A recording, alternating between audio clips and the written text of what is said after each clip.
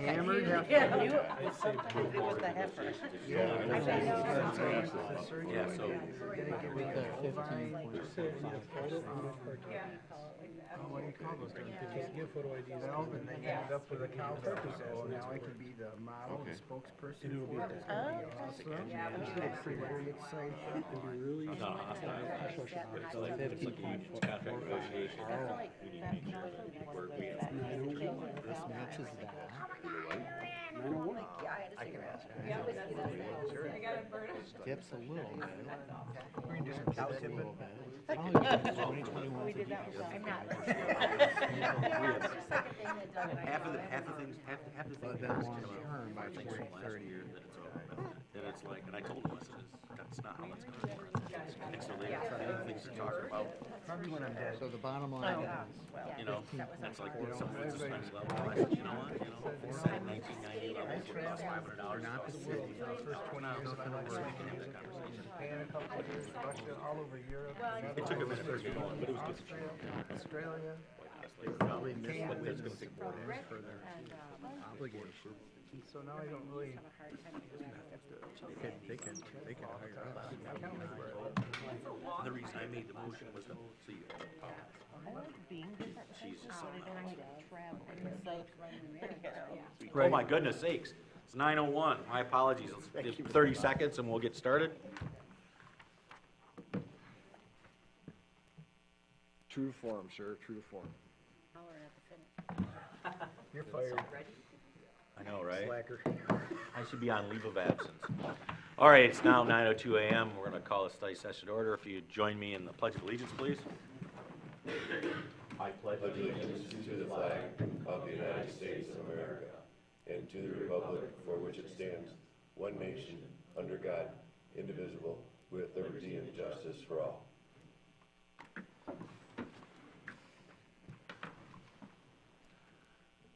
Thank you, everyone. Seeing we don't have an invocation on this, could we have a roll call, please, Ms. Coyle? Walters? Apologize. Walters? Here. Spence? Here. Nelson? Here. Morris? Here. McAllister? Here. Henschel? I'm here. Flynn? Andrews? Here. Seifert? Here, Commissioner Flynn reached out, she will be attending, but she's going to be late. Before we get to first public comment, I think somebody's got a birthday on the board, I'd like to wish them a happy birthday. I think they're 29 today.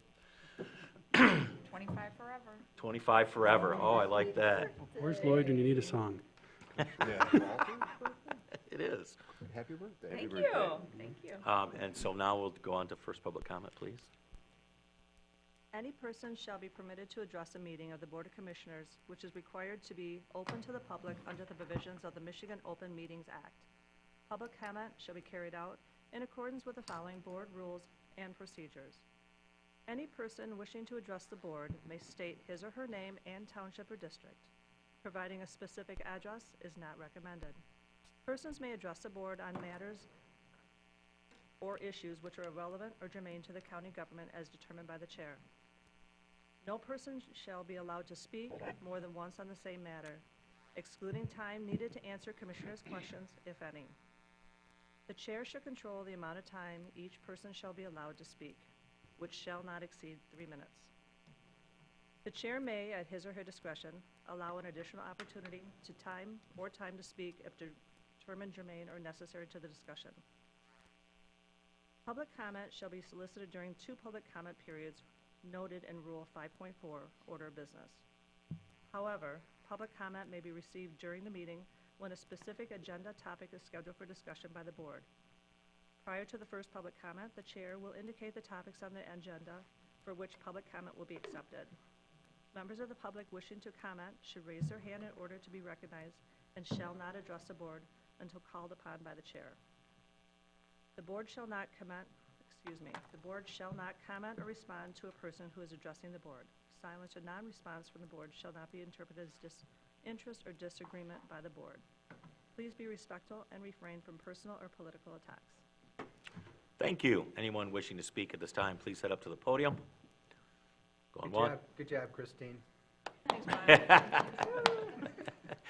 Going once, going twice, third time's all right, moving on. If I could entertain a motion to approve the agenda as presented. Motion to approve the agenda as presented. Support? All right, we have a motion by Commissioner McAllister, a second by Commissioner Spence to approve the agenda as presented. All those in favor say aye. Aye. All those opposed say nay. Fantastic. Discussion 5A, Mr. Dupuy. Thank you. Cliff Dupuy, IT. Appreciate your time today. Today I'm going to talk to you about the request or the need for a Center of Excellence for Artificial Intelligence. There's a lot going on right now in the world of AI.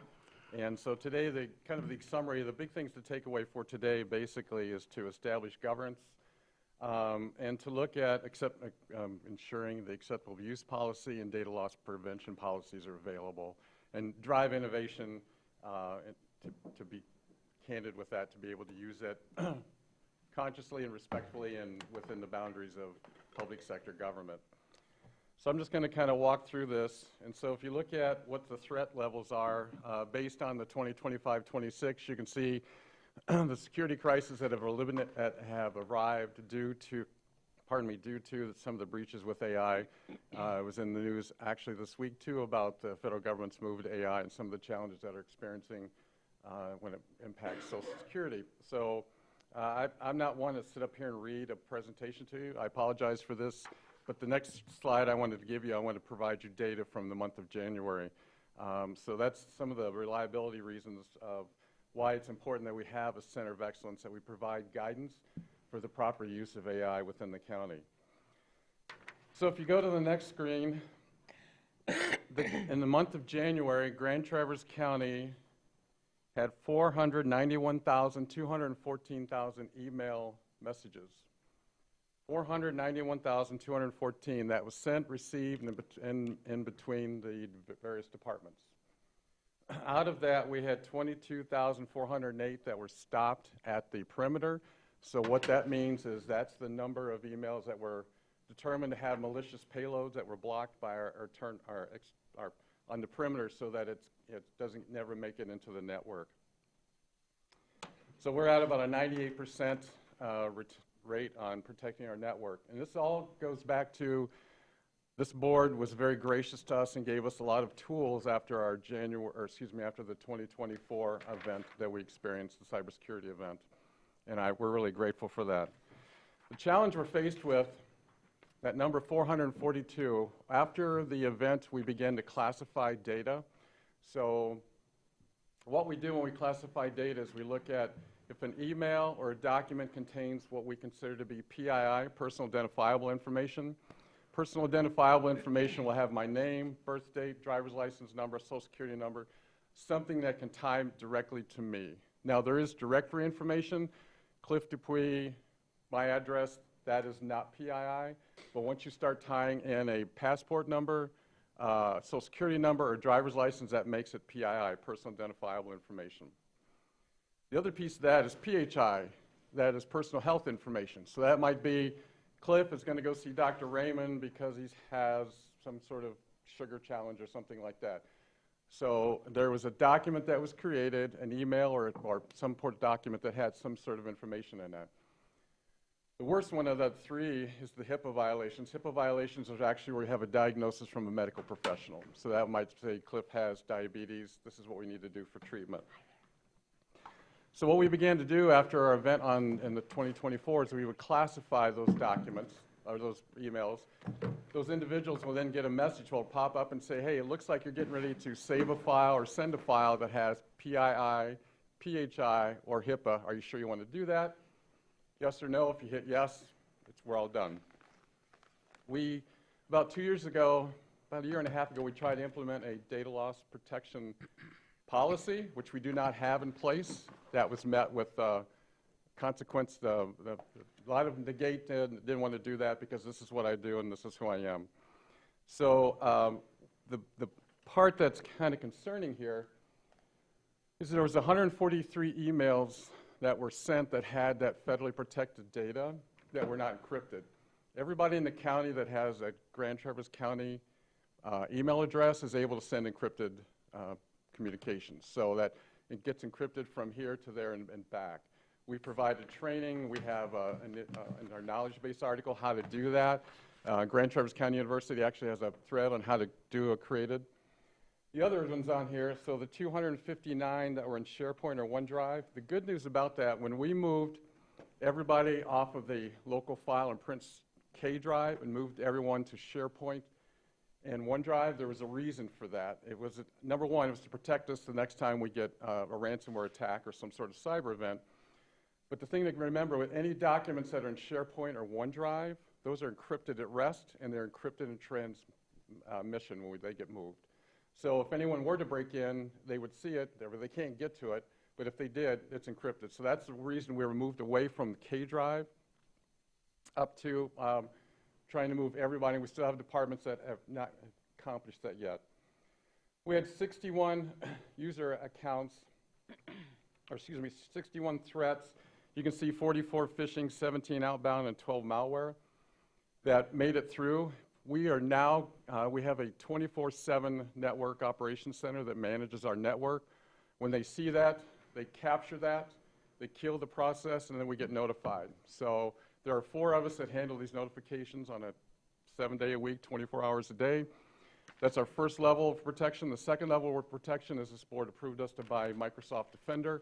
We also get notifications from that, so we're able to mitigate those challenges. So that's how we were able to mitigate the 61 emails that made it through all those different levels. So are we protected as best we can? And with the courtesy of the board, with the 24-hour protection we have, where someone's constantly watching our network, it's really paid off. I'll stop right here. Is there any questions about that information?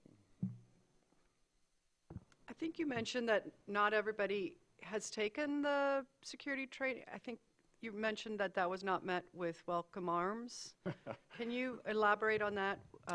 Why can't we mandate everyone take basic security training? Ms. Andrews, from your lips to God's ears, it would be so helpful. The challenge we have is we try to, every October, we have cybersecurity training. We have people 30 days to complete that training. We have people that do not complete that training. We just recently did a phishing exercise during Christmas. We had a 14.3% failure rate. 72 employees clicked on the link. We I assigned them remedial training. It was met with so much pushback, I just finally gave up and passed everybody. We had people arguing that, no, I didn't click on it. It's all documented, and so, and the training was 15 minutes. And so the challenge we have, to be candid with you, is we have department heads and elected officials in different departments that will reach out to elected officials and call Mr. Alger and complain what a bad person I am, and impugn my reputation and my experience and say that I'm just being obstructionist, can't give them what they want, and so then I have to kind of acquiesce and do what I'm told to do. I mean, that feels like a real vulnerability for the county. I agree. I mean, It's a cultural deficiency. Yeah, what tools do we have as a board to ensure 100% compliance with cybersecurity training?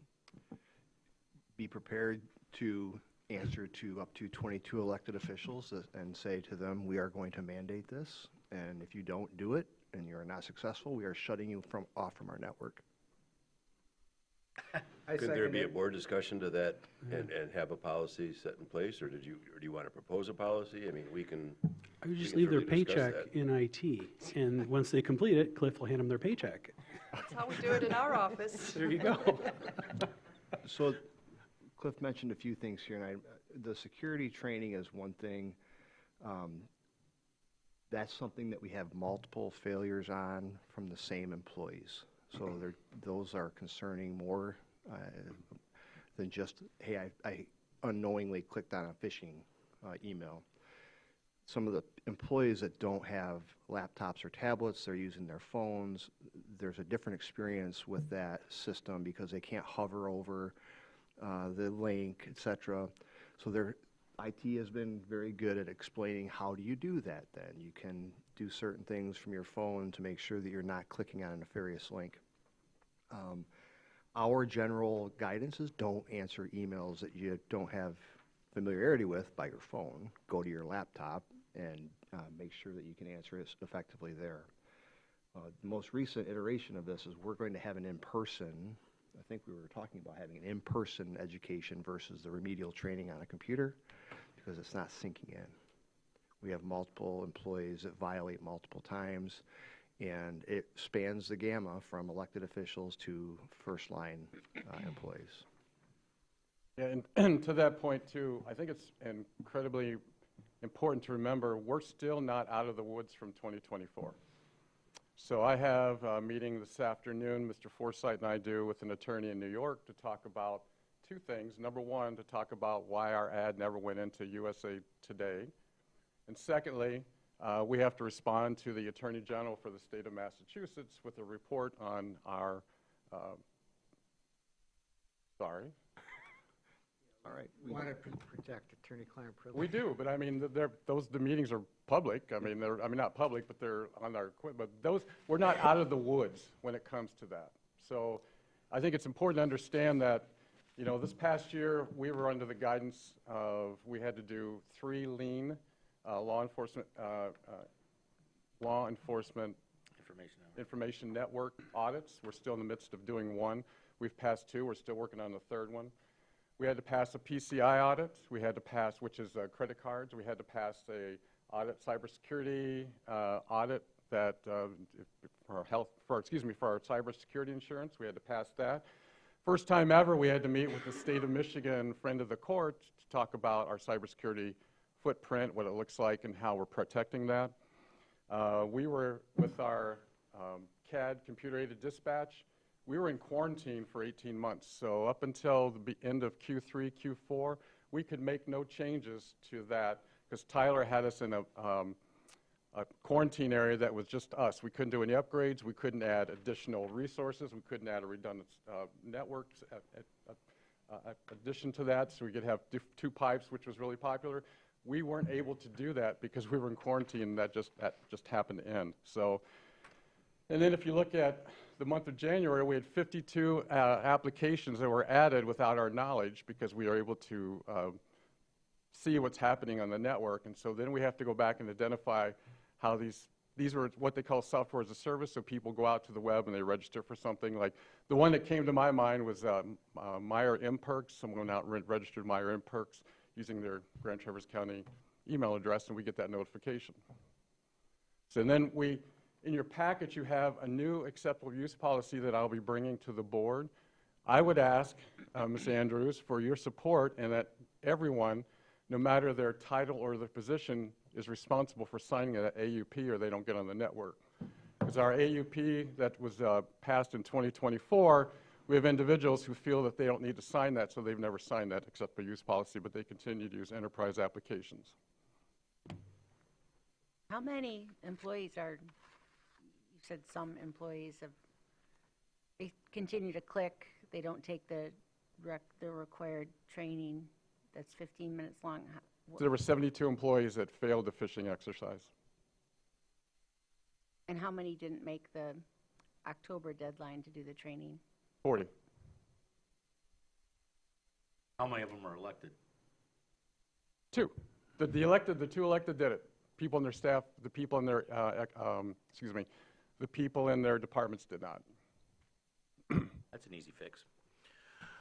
So I'm going to go to the next screen. These are some of the financial implications to what we're seeing that's happening on the network. Each HIPAA violation is anywhere between $100,000 and $50,000.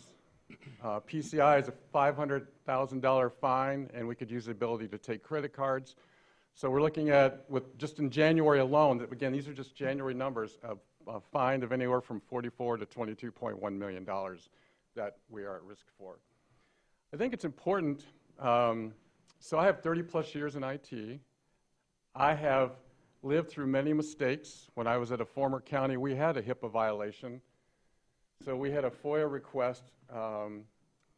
It was handled, we had a public information, they was handled much different there. So public information sent it to IT, we provided the information, it went through 2 levels of attorneys, back to PI and back out. Come to find out, there was an attachment with one of the emails that both attorneys didn't catch and the PI didn't catch. It had a listing of all of the women in the county I was working at that had sexually transmitted diseases. So that got taken to the local newspaper, who refused to give that information back to us. So consequently, HIPAA violations are governed by the Office of Civil Rights, and we made the wall of shame, and then there was some financial implications because of that. So all I'm trying to do is not be an obstructionist and cause people or telling elected officials how to run their department. I'm trying to keep us out of the press. So that's where we're at. Some of the challenges with AI, we do, in the acceptable use policy, you'll see that we want to block. Right now, everyone in the county has access to Copilot Chat. Copilot Chat is our version of AI, and it's per person, and it sits within a bowl. It sits within a container that's just us. It doesn't talk to the world. So when you go to ChatGPT or you go to Claude or you go to one of these others, you're putting information there about yourself or about something like that that's available to anyone in the globe, just like Facebook. And I don't do social media, but when you put it out there, hey, I was at such and such event, and this is what we did, and this is pictures, that goes out to the world. And so when people use that, those that are available to them, that challenge becomes evident. We have a department who's using ChatGPT to create documents on behalf of residents to send to doctors. So that is either a PII, PHI, or HIPAA violation or concern. Brought that up, and I was told, just stay in my lane, so I stayed in my lane. We had another one that we had a ticket that came in that someone in the department went out and got a Python script. They wrote a program, sent it to us and said, hey, I want you to implement this program. We're like, no, we're not going to do that. So it is being used throughout the county. We did offer training. When we went to the new license, we offered, Microsoft underwrote $15,000 worth of AI training. There were 4 2-hour sessions. We had 12 people sign up, and those were the 12 people from IT. Even though we broadcasted it, we didn't get anyone interested. Cliff, if I may, just a clarification. I use ChatGPT a lot. There is a setting called Improve the Model for Everyone. And what you're talking about is if that setting is on, anything you type in becomes part of the brain of the AI. Correct. With one click, you can turn that off, which I do. So when I put my information, it's not going out to the world. It's not being trained. It stays within my own environment, and if I delete it, it's gone. Yep. So that's a clarification. It's a very minor, subtle thing, and you have to go in the settings and find it. But that's a danger, but there is a way to avoid it. There is, and that would all be part of what I've further on about the training that we would talk about that incorporates with the AI. So how do we establish this? So we have the 4 pillars. We have governance, we have expertise, we have innovation, and we have security. So those are the 4 pillars that we would stand on with the Center of Excellence and obviously with the support of this board. We've already kind of encrypted what the acceptable use policy is, and again, any support that I can get or the IT can get or the county can get based on everyone who talks or touches a device that impacts the enterprise has to sign an AUP, would be very, very grateful. So you can see on the right, the green, some of the things in the acceptable use policy. And I would also propose that we'll bring to you a data loss prevention policy that we can review and discuss at a future session. Again, that kind of... Can I ask you a question, Yep. Cliff, to go back to that AUP? I know you said we have one now, but not everybody signs it. Or there was 2024. Right. How would a new one be different? I know it says there's,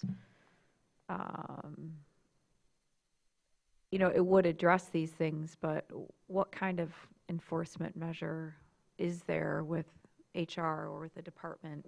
Yeah. The new one that you have in your packet is basically it's similar to what we had in the past, and it's been approved by the attorney, and then we added the AI portion.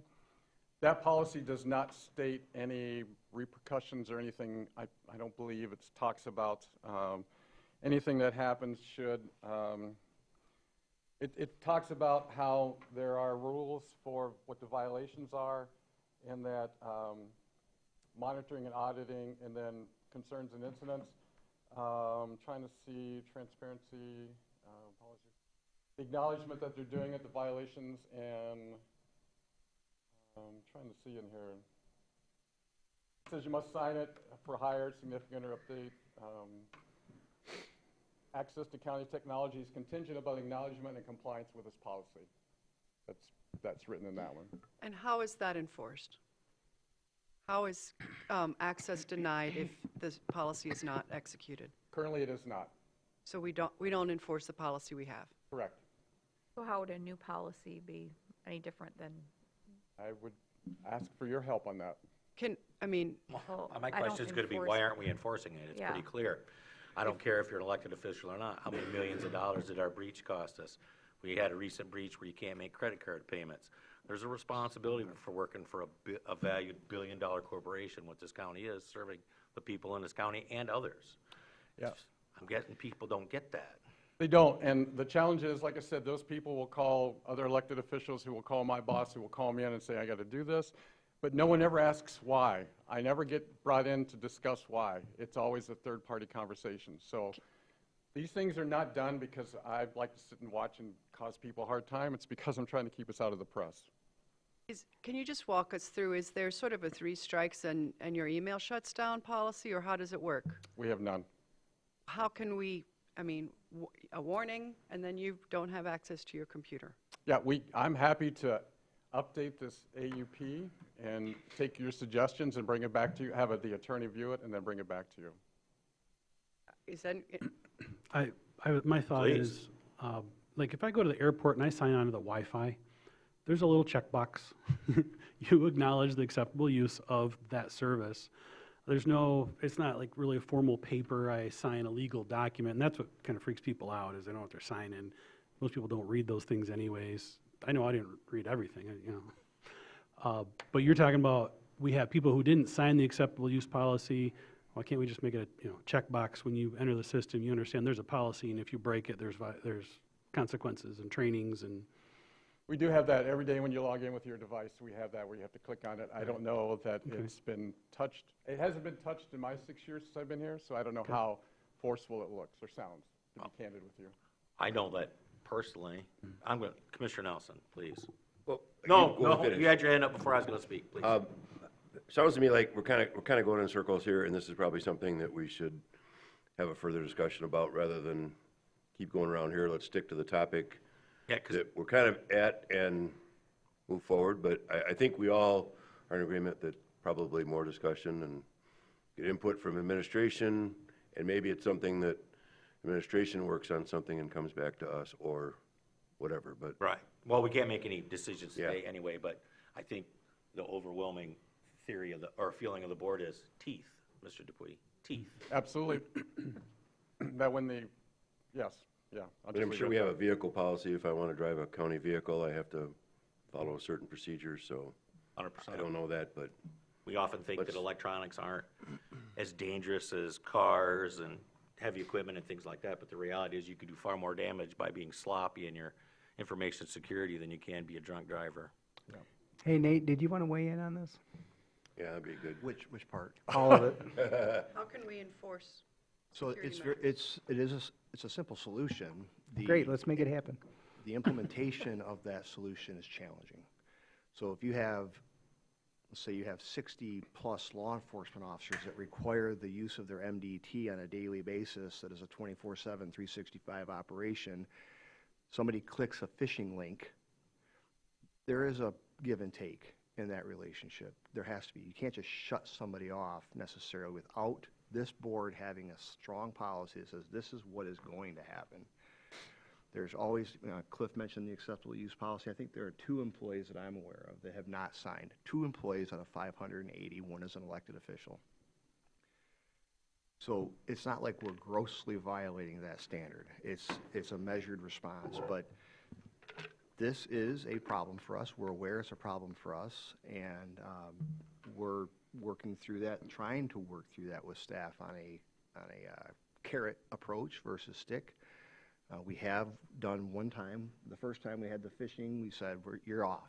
You're not going to use your computer. You're not going to have access to it until you come in and do the training. It was very effective. There were issues with that. IT's not open 24 hours a day. So we're aware of it. Some of these violations, they're not, Cliff has talked about violations with protected information. That's a Microsoft setting. It's not a Grand Traverse County policy. Correct. Thank you. So they're not violating policy. It's a Microsoft setting that is applied to let the employee know you're about to do something that has protected information. There are departments in this county that send protected information on a routine basis as a course of employment. So there's got to be a give and take. It's not just there's got to be a little bit of a squishy zone there that we can apply. Well, A policy from this board that says, given the violation, whether it's one violation, whether it's 3 violations, whatever that policy is, it's an automatic removal from the network, you're going to get people's attention. I'm going to agree to disagree. There, in your law enforcement example, when it's about public safety, absolutely. When it's an elected official, that I don't know of any elected official that them not having computer access in the moment is a matter of public safety. They should lead by example. There's not like, well, you know, it's okay. It's not okay. It's not your money. It's the county's taxpayers' money. And it's costing millions of dollars of taxpayers' money because people are lazy or they have egos that are bigger than their jobs. We need to fix that. That's the people we serve. Thank you, Mr. Dupuy. Any more questions? So one aspect of the Center of Excellence is the training. So if you look at this training investment, a training of 15 to 25 grand would be well under the cost of infractions. That should we had infractions or concerns, would have been ROI would have been we would have realized it in the month of January. Again, these are January.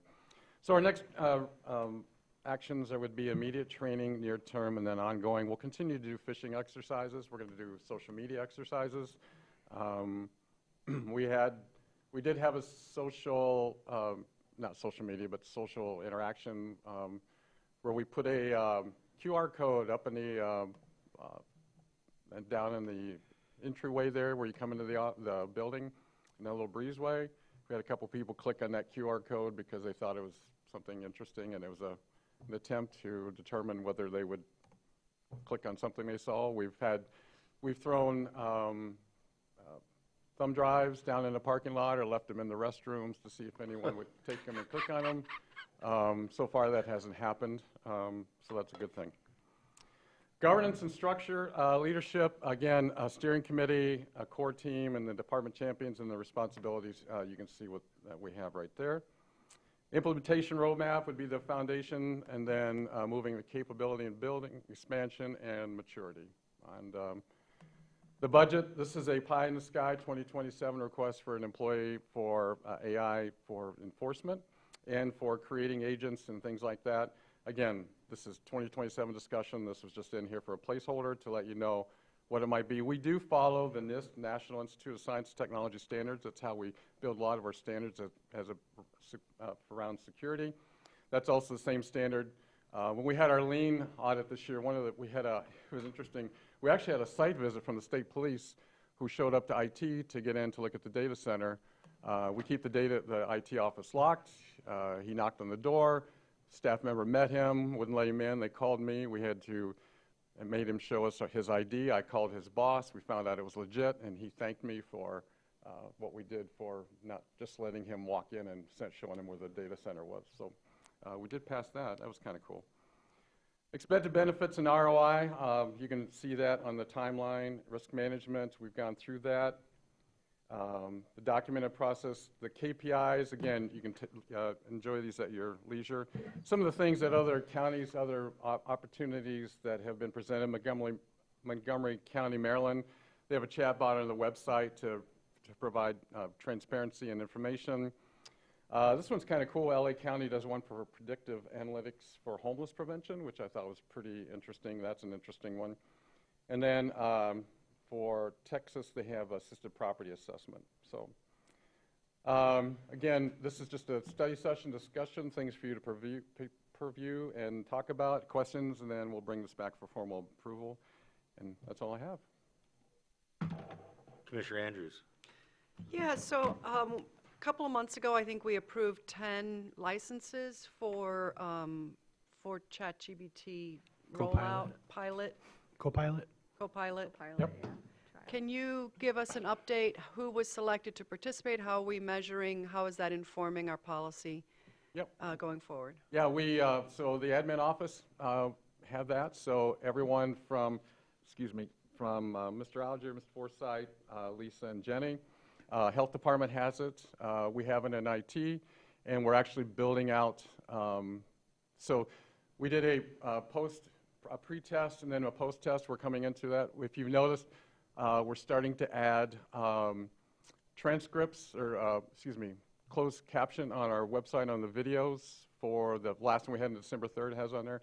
That's built into that, so now we'll be able to do that. We're also now capturing transcription services, so we'll be able to make that available to the public. It'll be part of when they go to archive, they'll see the agenda and the transcript, and so they'll be able to search. That's another piece that we're using with AI. We're building out, been working in the past 5 weeks on Cora Connect. Cora Connect will be a public-facing 311 chatbot where a public can click on it and then they can get information about, we've been working with wastewater information. I can't say septic tanks, we'll say wastewater. And then the budget is a big one we have on there. And we also have different rules and regulations and things like that. Basically, people can go there, ask questions. The thing is, because you have to teach it, it's like having a pet or a small child. You have to tell it everything you want to do. You have to tell it how to respond, to be nice, and then we have to put in parameters, guardrails in there so people don't try and endorse something or say something negative. So those are what's in flight. I'll be able to demonstrate Cora Connect here probably by the end of the month, or beginning of March to show you how that works. And then I would defer to Mr. Forsythe and Mr. Alger. I know Mr. Forsythe, and Maxwell, I apologize, I don't know his last name. He's using it for his work that he does too. Done? And Commissioner Walter? Can you send us this presentation too? This is not what was in our packet. It is not. I apologize, but I want to get that in January, but I'd be happy to. Okay. Yep. Thank you. Yes, ma'am. Going right down the line. Anyone? I know. Commissioner It's like- Henschel? Cliff, thank you for being forward-thinking and on top of this. What AI is doing in our world is equivalent to what the internet did for our world and what the television or the telephone did. It's a big change, and most of us don't understand it. Correct. And we're not sure how to get our arms around it. How is it good? How is it bad? What are the threats? What are the opportunities? And what you're proposing here is, I think, spot on. Thank you. For what we need to give our citizens in this county the best leverage as a force multiplier for the services we provide, that we can utilize current technology, provide things cheaper, more efficiently, quicker, but also more dynamically and more thoroughly. Like you're talking about, someone has questions about a septic system. They'll be able to go and get definitive, exhaustive answers and not have to wait for a call back from the worker who might have 12 things on his plate, might not give a definitive or exhaustive answer. Correct. So those are the benefits. But the downside of that is the potential risk of employees putting things on the internet unknowingly that should not be there, the threats that could be there with bad actors in the world. So this covers both the good and the bad. It gives us direction for forming policies to protect our staff, protect our citizens, as we also work to achieve those benefits that are possible through the use of AI, which is really a blanket term for a whole lot of different things. Absolutely. But this is great. Whenever we're adding expenses, obviously we're the fiduciary, we're the board that has to cover the bank account and make sure there's enough money coming in to pay for those expenses. And so whenever I see another six-figure plus initiative, even if it's the right thing to do, is this the right time? I wanted to check in with our finance staff. What is the current state of our pension fund? I saw the city was in the news this morning for having some deficiencies there. I know we've tackled it recently at the county. That pension problem is not something We have, but we still got to keep our finger on that pulse. Dean, what is, or Nate, Well, what's he's the? talking about a 2027 budget. Yeah, we're talking about adding a six-figure initiative again, and it's I our. know, but I'm just saying it's not in this budget cycle. Yep. I just want to know where are we at with the pension? What percent funded are we and when? As of December 31st, 2024, we were at 95.7% funded. The actuarial valuations from 2024, we haven't gotten that in 2025 yet. We know that the ROI for 25 is 15.45% through MERS, so we're expecting that to increase. I don't know what that increase will be, depending on what the liability is associated with the balance. Okay, So great. 96%. Okay, thank you. So we're financially strong, so this initiative to me makes sense. Thanks, Cliff. You're welcome. Thank you, everyone. I've got one more question. sorry. Cliff. Well, you were speaking about the, when we have, for example, Copilot or GPT on just in our internal bubble. A lot of organizations are looking at that, but they're not getting 100%, like it's 100% still in your bubble. They're getting like it's like 99%, and we can't really fully guarantee that. So there's a risk there that people are trying to balance, but you're saying is that what your understanding of it is too? Because it's hard to believe that something that's connected to one of these platforms is really 100% not helping them, enter their system. Great question. In the private sector, that's absolutely correct. Because we are in what they call the GCC, the Government Community Cloud, our level of enterprise applications are much different than what you would see in private sector. And so everyone has Copilot Chat, which allows them to work inside the organization, the enterprise, their documents, their email, just theirs. And then it's based on their access rights that they have. So they can't go in and look at Mr. Alger's mail. They can't go in and look at Mr. Forsythe's. Whatever rights they're given in the enterprise, that's all they have access to. So the Copilot Chat that everyone has access to, it's for them individually to be able to create agendas, summarize their email accounts and things like that. It doesn't talk to the world yet. Cliff, we're not running a server farm though. We don't have our own GPUs doing the calculations for the AI. So it's still going out and coming back, but it's on a secure channel. Yeah. Okay. Yeah, you think a six figures battle, if we ended that, would be bringing you about 7 or 8 figures. Yeah, right. Yeah. Commissioner Andrews. Sorry, so the one application of AI that this board has approved at a enterprise type scale is the Aurelian contract for dispatch, which I understand is a 3-year contract with a renewal period coming up, I think, mid-year-ish for the first year. And when do we get to see in real time an evaluation of how AI is working in Grand Traverse County in an enterprise that was a positive ROI in no short time? Yeah. When will we see that assessment? I will work with Corey. That's outside of my purview. That's the 911, but I'm happy to work with him to bring that information back to you. Happy to do that. We want to see that before the first year contract, which is the period at which we can reevaluate if we want to stick with it or not. Yes, Corey and I have had a couple conversations about that. He's aware of the deadline, and he wants to be 3 months ahead of that deadline. So my anticipation is first quarter, that decision will come back to this board. They have had some challenges with the implementation, so they're working through that. But he's aware of that, and we're well aware of the timeline. Just to reiterate, so I know we all know the story, but not everyone might. If you call 911, you're not getting AI. This is for the non-emergency number. That's correct. It's to answer questions of a non-emergency nature so that they can focus on the emergencies. That's correct. Do we have text on the non-emergency number? And is that tied to the AI? That level of detail, Commissioner, I don't know. Okay. I know you can text 911 now. I don't think so. But you can't. It's a landline. Okay. I have to ask. Okay. I have one quick question. Yep. Do you have an update for the credit card readers being down? I don't. That is, so candidly, it's on their website. That's a ransomware attack where BridgePay got hacked. And the latest update as of 8 o'clock last night was that they're still working on it. Okay. Thank you. That's not a county. That's not, no, it's an it's outside Thank you. Yeah, it's a global company that we do credit card processing with. It's not a county device.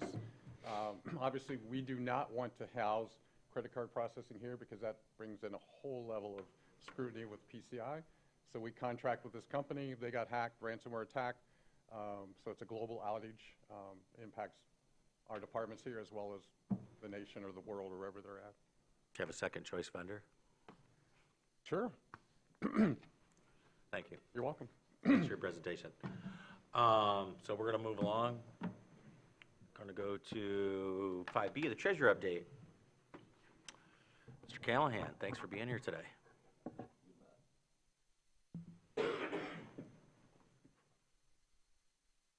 Good morning, everybody. Morning. Jamie Callahan, County Treasurer. I think maybe I want to start out and say I have signed the AUP and is supportive click any links? of the IT department's efforts in regards to that, and express that to all of our employees in our department. We've got a few things to go through. Obviously, we'll get to the portfolio discussion with Capital, with Robinson Capital here in a few minutes. But I know that over a few meetings and things, there's been some different questions and inquiries about different things in the department. So I wanted to kind of be able to bring those all together, give you some updates on some of those, and hopefully that will help on some of the questions that you may have in regards to some things in our office. I'm going to chat a little bit, just an update in regards to our interest revenue for the year, talk about our office budget. There was some questions in regards to that in the past, an update on our reconciliations that we have for our accounts, a little bit of a staffing update, and then we'll get into an update on some of our investments through Robinson. So interest revenue. For 2025, we've had interest revenue of just under $2.2 million. Keep in mind that some of that is restricted funds, be it through like our tax, like a tax revolving fund or funds that we have in that, or brownfields or things like that. So though that revenue did come in across all our accounts. So we do have a little bit of wrap up still in December, so that number may go up just a little bit on some interest postings that just in December on that. Our budget. There was some questions a while back when we were when you were all reviewing the budget in regards to the increases that were put in to the Treasurer's Department budget. Two of them were really the big ones, and I just wanted to follow back with you on that. One of them was through one of our vendors, BS&A, and that is our property tax database collection tracking system that we have.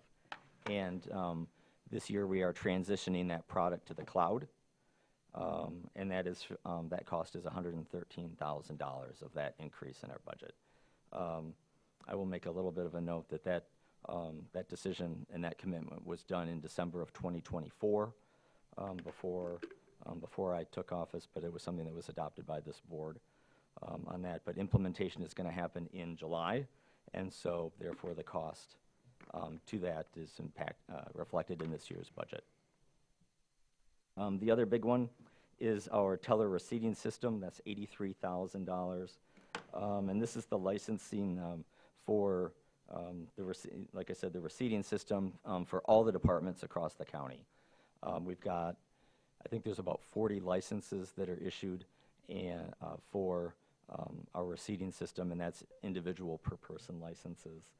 And from a cost and efficiency perspective, you may have a department that has like two licenses here, 2 licenses there. It makes a lot more sense from a time perspective to put it all under one department, being ours, versus trying to split out 2 licenses to this department, that cost, and putting that into a budget. And so it's all rolled into ours. And so between those 2 things, we're looking at just under $200,000, which is the vast majority of the increase that was reflected in that budget. that you adopted in December on that part. Reconciliation update. On that one, to kind of set the stage a little bit on stuff, we have 43 bank accounts. And so, and that doesn't count a couple that the pavilions have or that the road commission has. But 43, so we got a lot. So it's not just one big giant, one account. We have a couple accounts. One primarily, it's called, through Fifth Third, it's called our common account. It's like the big one. But then we have a number of other bank accounts, which also, and when I say a bank account, I will also count like a CD as an account, because we have to track it. We track the interest. We record the interest and all of that, just like any other type of a bank account. We've been working very hard to get caught up so we can close the year and be ready for the audit coming up here in April. Like I talked about, that Fifth Third common account, it's our busiest account. We do thousands and thousands of transactions a year that go through that account.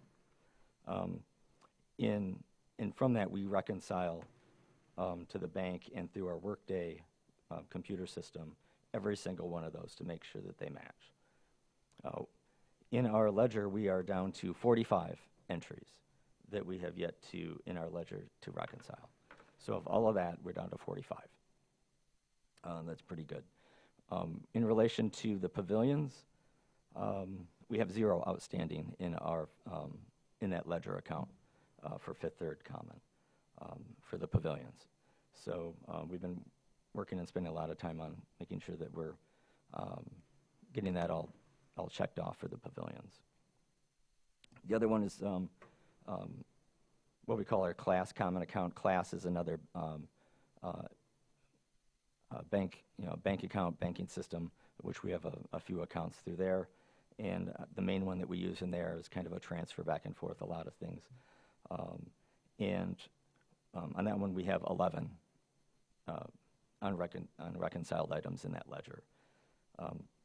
There's a couple other accounts that we have some things less than 10, but I would say that we're confident that we'll be able to match those all up here in pretty short order so that we're ready for that audit.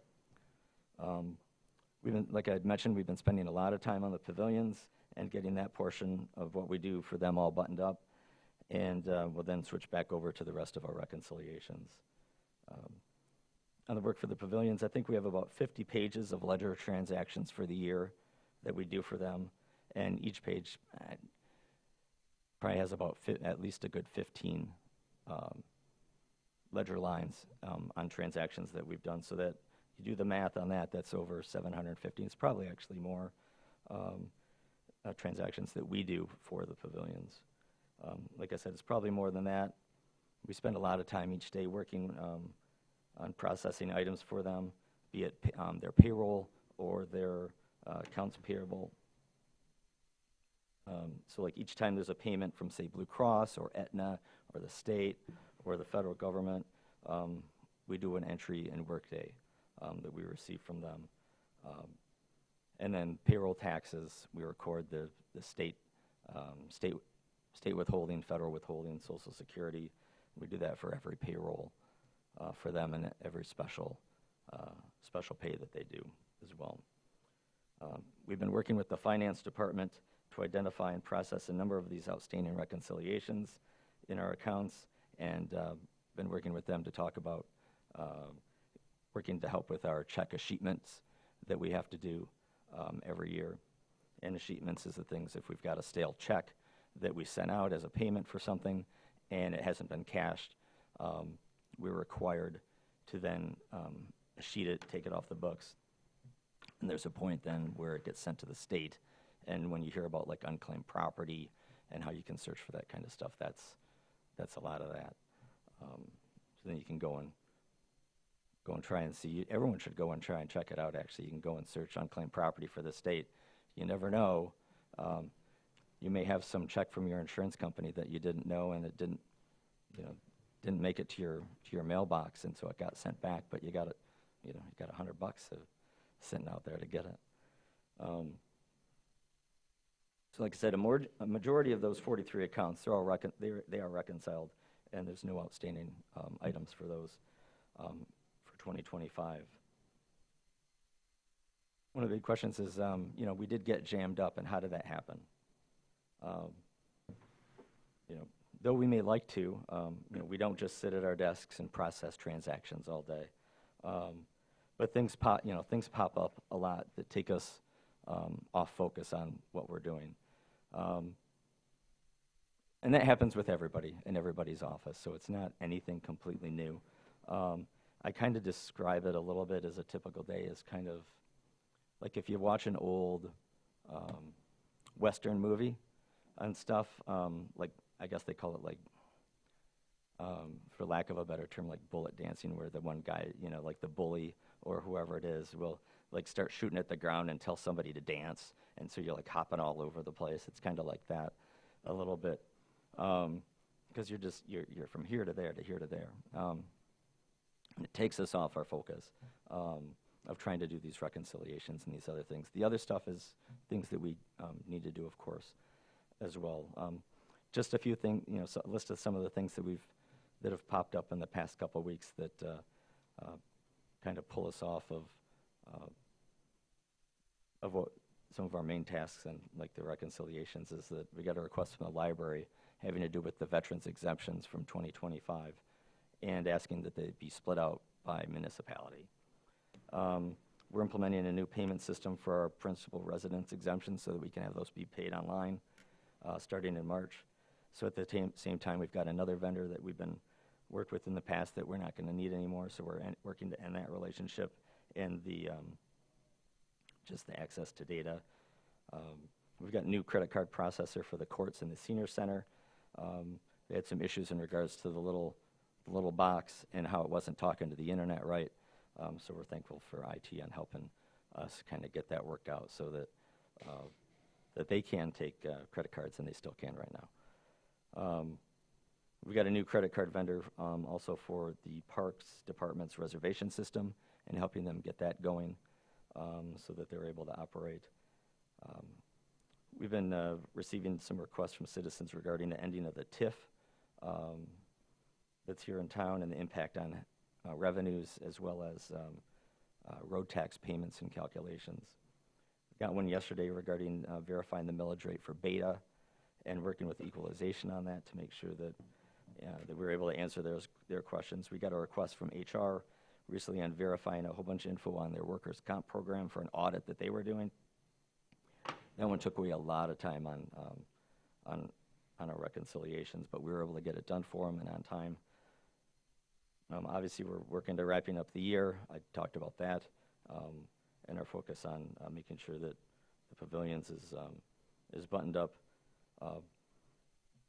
As Mr. Depew mentioned, we've been working and dealing with a little bit of a ransomware product or a ransomware incident that started last Friday. It affects about a half dozen of our departments, and so they can't take credit cards, and that includes us. Our little one that we have in our office is down as well, and so we're just kind of at this point at the mercy of that company and them getting things figured out to get up and running again. I actually have a FOIA request from about a month ago that's due in April, and that somebody wants the reconciliations for every single account that we have for 2025. So that's something that I'm going to be working on. So that's, I think, upwards of like 900 pages or something that I've got to print out and get to that person. But that's what we do. That's FOIA. Like I said, I know we're not unique in getting external requests, but just wanted to give you an idea on how a typical day in our office goes. And that, of course, doesn't count the phone calls that we get or that are forwarded to us from other municipalities in regards to their people's property taxes or people that come in to the counter to pay their taxes, have questions about their taxes, or to get a dog license. One of the other things, Huntington Bank is one of our banking partners, and they sold off part of their institutional portfolio which means like their bonds, the bonds that they carry, as well as the investments that they manage. They've sold that off to a company called Argent. They did that last year, but we're coming up now into the part where a lot of the official transfers are going to be happening, so I'm working with Huntington as well to make sure that that's a smooth transition, and so it's actually working with Argent on that instead, and that actually is part of the our investment portfolio that Robinson helps manage. Actually will be switching over to Argent as well here at the beginning of March. So what we do, is very tedious. You start to work on something, and then something else pops up and takes priority. Sometimes that entry doesn't get finished as you move into that other thing to help somebody else. And a lot of times that's where it may not get finished, and some of the backlog does pop up a little bit. One of the things that happened is that we got stuck trying to find some unreconciled items from last March, and that took way too long to figure out, but we were having a real bugger of a time trying to figure it out, and the cash was out of balance. It was $9,100, or just over $9,000, but we couldn't move forward until we were able to find it. And a lot of times it prevented us from being able to close out some other months. A lot of times it's just not one number, and you can just search and find $9,100 and go, bingo. It's multiple things that come together that make it up, and so it makes it trying to find the right pieces of the puzzle to put it together. Searching through Workday transaction spreadsheets, and we have a number of those, and trying to figure out where it is, how did it come together, and sometimes they can take hours and hours to find one single thing, or even days. I will say we found it though, so very happy about that. We run a couple of reports for every account every month to make sure that our cash and our ledgers do balance. I'm glad to say that our main Fifth Third Common account that I've mentioned before, we're actually balanced through August. Our bank cash matches the Workday system. We're off by one transaction in September, and it's a payment on a septic treatment plant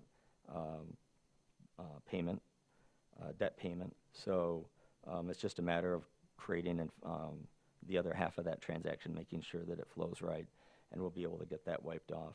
October balances, November balances. So that puts us just in December. And we do have a little bit of work there. So we've made tremendous progress on our reconciliations. We have had some hurdles. I've talked about some of them before. One of our staff members had some family issues, which took them off their game earlier in the year and kind of started some of that backlog. Things weren't done as quickly as they normally were, and it started to snowball. And when you aren't able to keep up on it, snowball does get bigger. But we buckled down, and we're able to get back to the point where we are now. Credit card transactions is a great example. I know we've talked about it a couple times, but in general, every time a credit card transaction comes in from any of the departments, we try and balance those on a daily basis. A lot of times, that's where some of that backlog happens, and making sure that it all jives out to the ledger and to the bank account. So that's a big one and can easily get backlogged, and did. In November, we had a staff person leave for another job in another county. Yesterday was the last day for another one of our staff members, so we're actually down 2 people right now. And due to our move, we are working out of boxes, which has a little bit of a challenge, but and it kind of slows us down trying to find the right binder, the right file, what boxes, and hopefully we labeled it right when we moved. But I want to say, don't get me wrong, we're glad to be working out of boxes, considering that it's a trade-off for having some updated office space down on the 1st floor, and we're looking forward to getting back down there in about a month or so, I think, is where we're at. So then the next part, what are we doing about it? What are we doing about the staffing thing? The interviews for the county tech position are getting scheduled right now. It took us a while to gather some qualified candidates to be able to do interviews. The second job opening was posted this week. In the meantime, we need to fill the gap. I've reached out to the County Treasurers Association to find a possible treasurer or a deputy who's retired in the area and who may want a short-term job, as they'd be familiar with county operations and be able to jump in a lot quicker than somebody brand new. I actually found a government finance consultant who has significant local government finance and accounting experience, and they actually provide short-term staff augmentation. And these are people that actually have been worked in government and municipal finance. So I'm going to check those guys out, those folks out tomorrow, some more here later today to see what they offer and if there's an opportunity there for a short-term fix as well. And they also, as consultants, they also do obviously analysis, and they're consultants, so they do consulting. But also to take, possibly to talk with them to take a look at our office, how it's structured. Do we have people in the right roles doing the right things, or should we maybe look at restructuring things a little bit in our roles to be more efficient? And how can we find some more efficiencies in our office? Possibly reaching out and working with NMC to see if they're possibly on some accounting interns that may be able to come in and help us with some of our processes, customer service things as well. And of course, as we get some new folks on board, there's going to be some additional training that we're going to need to do to get them better up to speed and stuff as well. So that's just part of it goes with the flow. But that's kind of my updates across the board on lots of things. You may have some more questions, and then after that, we can hop into Robinson and talking about their portion of our investments. Does anybody have any questions for the treasurer? Thanks, Mr. Callen. Go ahead, Commissioner Angel. Thanks for being here, Mr. Treasurer.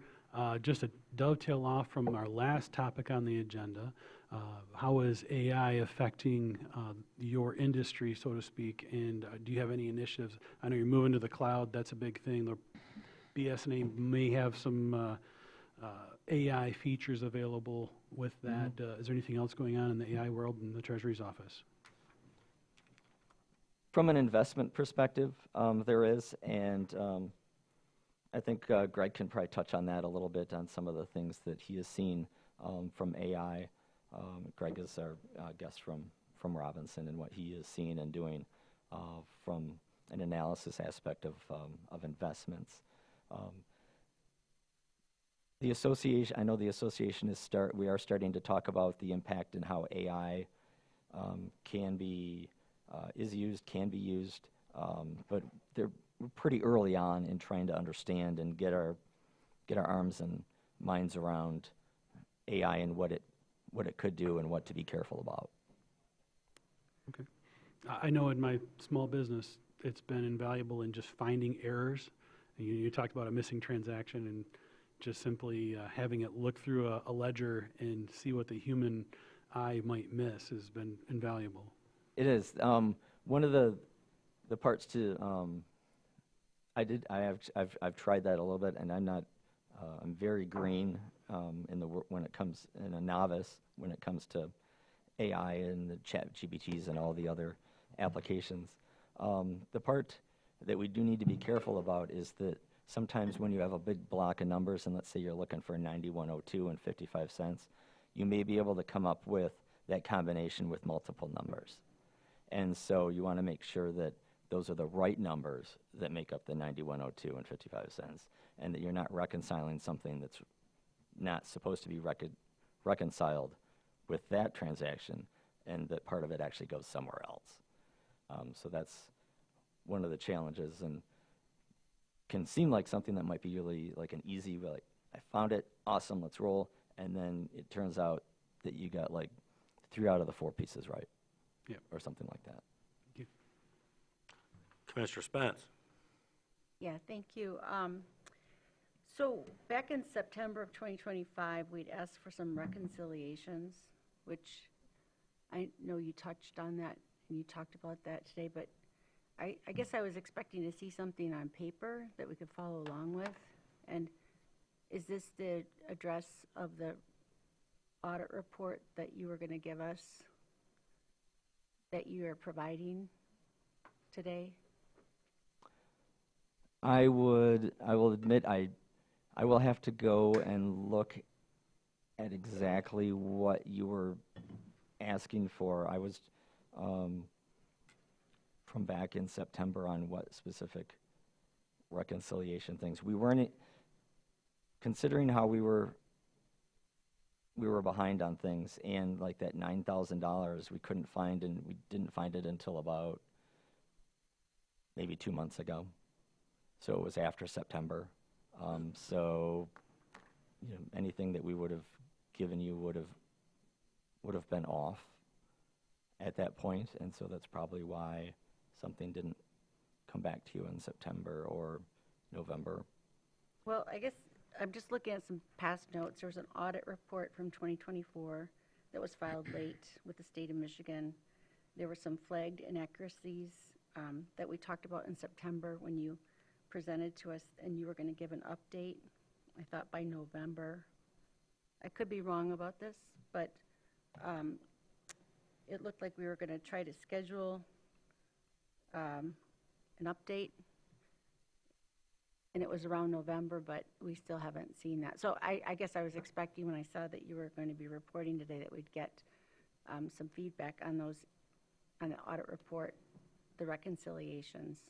I think probably that the information that I was trying to provide today was just was an update on where are we on reconciliations, and that we've made tremendous progress, and to the point of, you know, having our primary account that sees thousands and thousands of entries come through every year, that we're down to 45 things, which is pretty good. Can you clarify, are those 45 things, those 45 transactions precede December?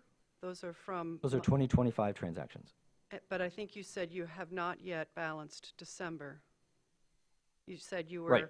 You were balanced for August, you were off by 1 in September, October and November are balanced, but you haven't balanced December. Right. So the 45 transactions, are those from... They actually, they span the year, but they do not impact cash. So cash and ledger are the balancing that we've got, that I talked about throughout the course of the year. There are some transactions, some ledger accounts that just are missing the other half of it, and they do not impact cash. So it does not impact us being the balancing of between that and the bank. So there's two journal entry, transaction-y type things. There's two problems. One is reconciling on a monthly basis, and another is making sure every transaction has a revenue and an expenditure, or two sides to it, or a cash and a ledger. Yeah, they all kind of, they tie together, but yeah. So unless, I was going to follow up to that. No, I was expecting to just see the, these reconciliations that we talked about in September that were going to come to us by November in our attachments, and there's just this Robinson Capital information. That's all we have. I was expecting more.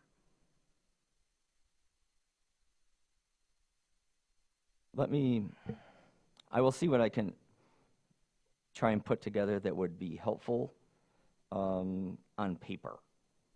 And can get that, you know, I can get that to you. I can share that with you. I'm trying to figure out in my head quickly what that would look like, and I think I need to find my notes.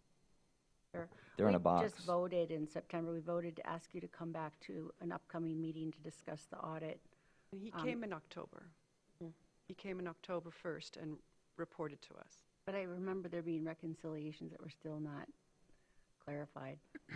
Yeah, and I think what I was trying to do today was give that update in regards to reconciliations as to where we stood, what we still had to do to be reconciled for all of our accounts, and what I was hoping or trying to be able to convey today on that verbally. So just to summarize, so if I get my notes right, that to your point about the reconciliations, the main account is the Fifth Third account, and The third common account, yeah, we've got the common account, about half a dozen of them. That's the one with the most transactions, Mhm. and that's the one that still has about 45 unreconciled, Yes. And that spans the course of the year. Yes. And then there's December that hasn't been 100% reconciled yet, and that covers probably more than one account. Yeah, our cash, well, that's primarily for the that Fifth Third Common account. The cash and the ledger aren't balancing yet. Uh-huh. And then you said because we have, for a lot of reasons, from the CDs and other kinds of accounts, we have a lot of other accounts. And you said some of those are not yet reconciled. How many total are we talking about, and do they span the course of the year as well? No, most of them, like I said, most of them are reconciled. There may be, I'm trying to think about like one of our tax I think you accounts said has about, one. I have 11 written down here, but, And that's for the class common account. That's our class bank account, and we have one that's called common, which is the main one that we use there to transfer money back and forth. and then you said, I think, a couple others that are have less than 10 Yeah. unreconciled. Yeah, there's, I think it's our class tax account. It has one that we have to do. And so all of find the these other are half or going to create the be other half. completely reconciled by the time the audit? Oh, yeah. And then, can you talk a little bit more? You said everything with pavilions is now reconciled? Yeah, we do not have any outstanding unreconciled items that are related to the pavilions on our side of the world. So like through like on our Fifth Third account, Fifth Third Common, is where like the taxes and accounts payable and those things that we track for the pavilions go through, and or those payments that come in from Blue Cross and all the insurance carriers come through that account, and there are no outstanding ledger transactions that are pavilions related. Of those 45, 0 of them, say, are pavilions.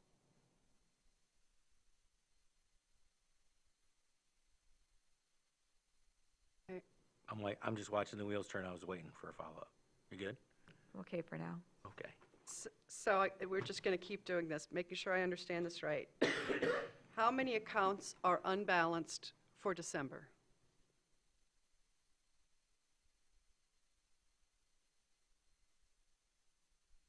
Just going through in my head.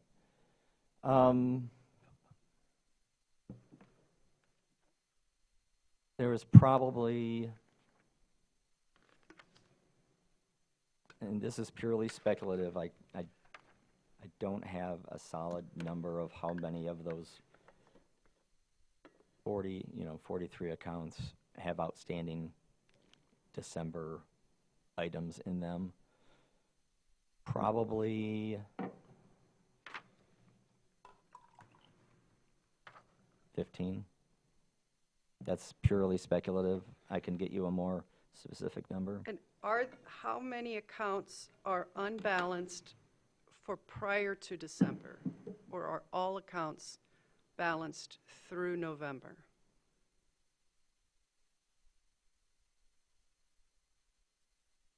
I would say there's probably a half dozen that have outstanding, those reconciliations that are hanging out there a little bit here and there before December. So then I'm going to turn to our finance director, just understanding some context.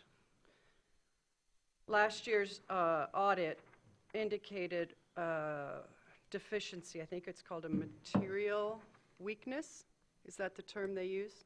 That's correct. So we start with deficiency, then we go to material weakness, and then we go to significant, what is the terminology? Significant weakness, significant deficiency? Well, they could use different degrees. A material weakness is something that's pretty serious that needs to be addressed, and you don't want to have that as a repeat finding in our 2025 audit.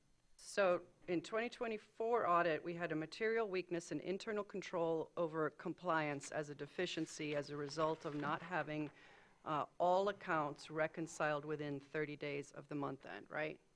That is correct. And sitting here today, we're going to get the same deficiency in 2025 5 because we have multiple accounts that were not reconciled within 30 days of a month. That is very likely the case. The one thing that could change the auditor's opinion of that would be, number one, all of the accounts have to be reconciled when they do show up. I have not scheduled the audit because I want to be sure our bank accounts are all reconciled. I don't have that assurance at this point based on what I've heard this morning.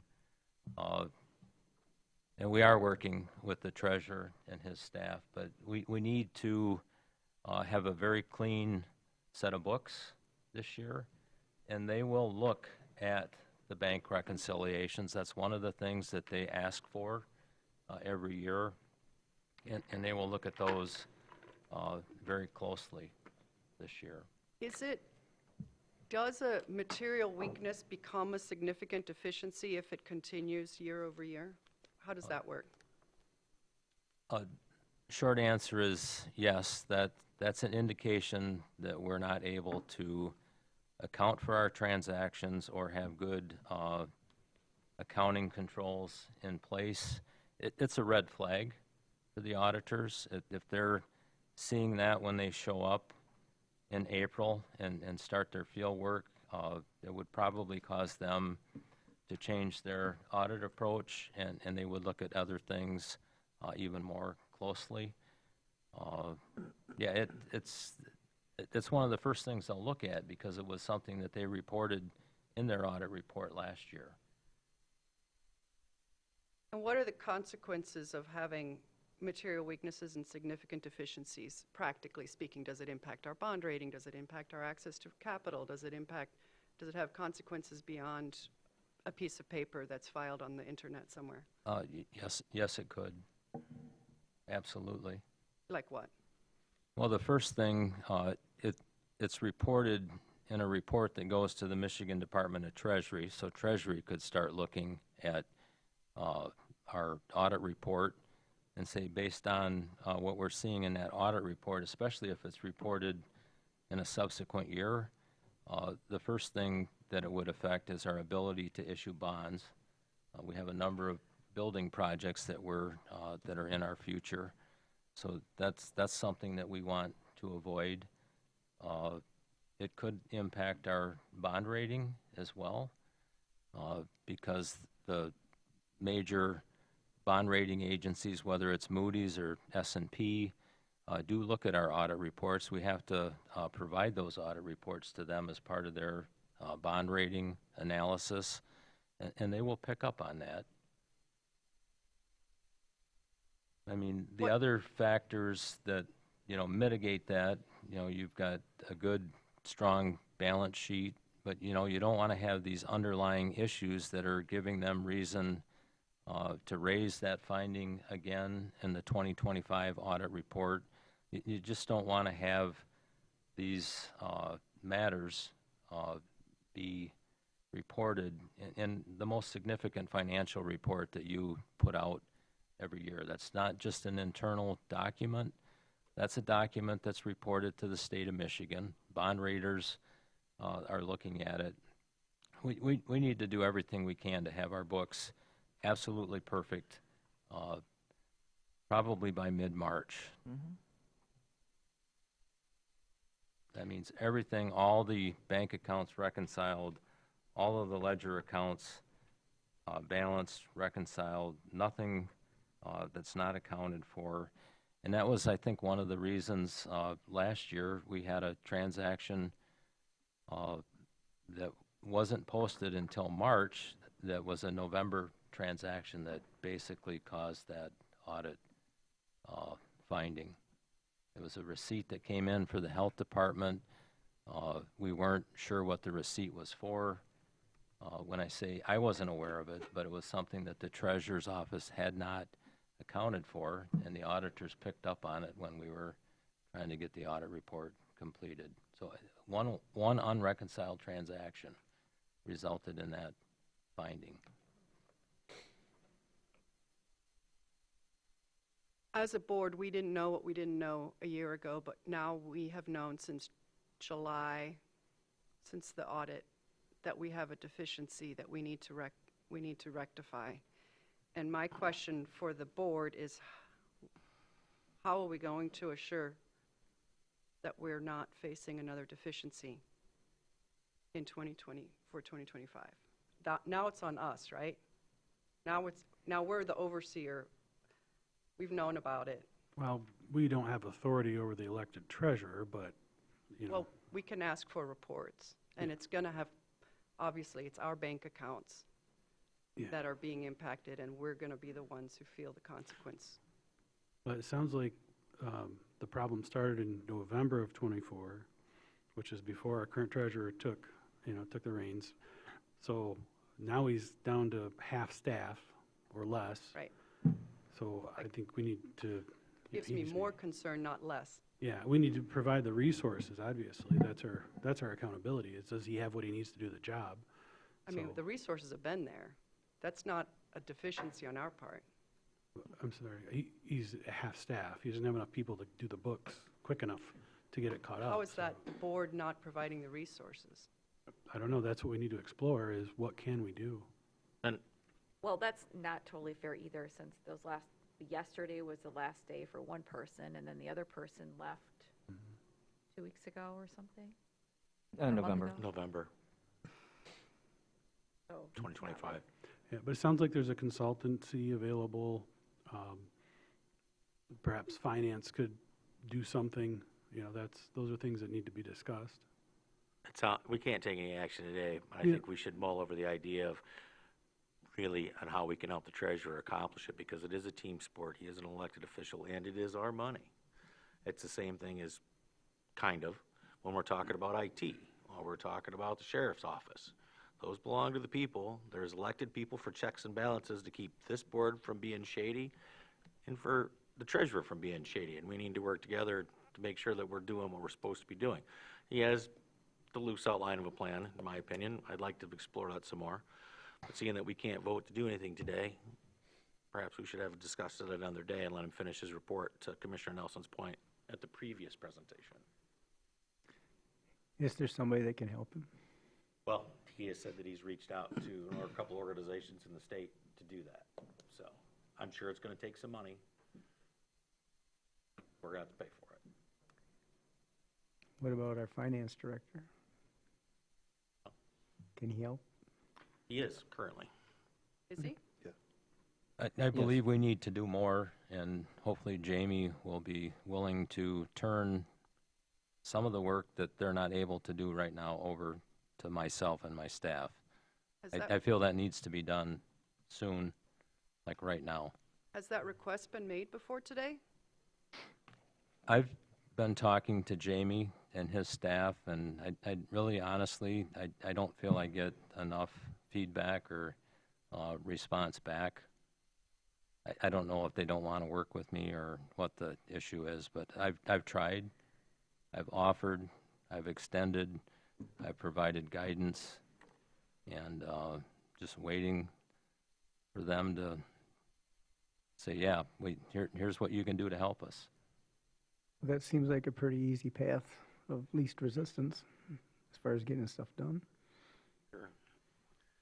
You think we can finish? I mean, you said March and it's Mid-March. February, so do you think there's enough time with your assistance? There is if we get after it right now. Is there But a I reason can't do the that without- treasurer wouldn't want the finance department to support and help? No, and and one of the things that I talked about was the achievements that need to happen, and finance director and I have chatted briefly about that as a possibility, and we're working to get all the resources together that we need to be able to hand off to the finance department to help, so that they could help and take care of that for us. And How partner long with would them. that take to provide the finance department with the access and paperwork that they need? Some Workday financial access has already been granted to the finance director in that regard. I don't think it will take all that much to be able to get the achievement data and files together. be Well, able to we get can't that to take them. action, but maybe those two guys can get in the same room this afternoon and have a conversation.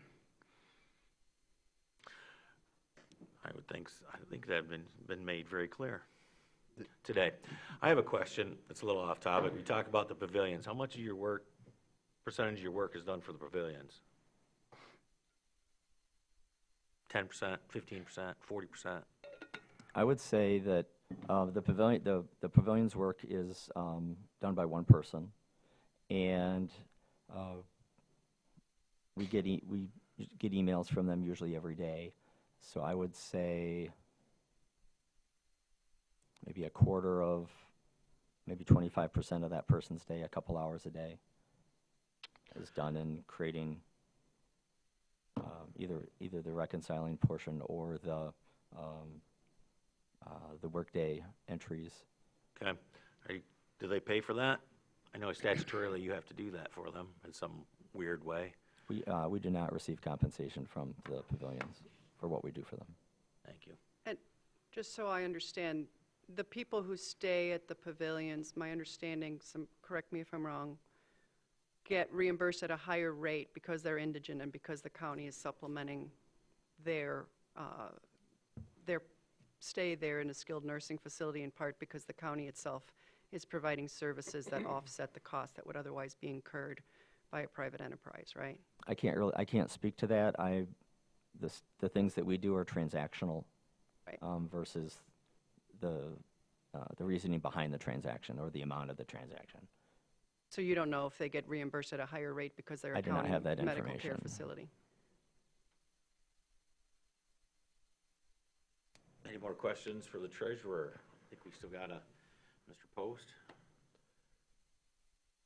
Okay, if we can move now, I'd like to invite up Mr. Greg Prost. He's the Chief Investment Officer for Robinson Capital Management, and we work with them in regards to some of our investments. And he's going to give give an overview of a few different things for you. Hopefully that'll answer some of the questions that the board had in regards to our investments. Well, you guys have a lot going on.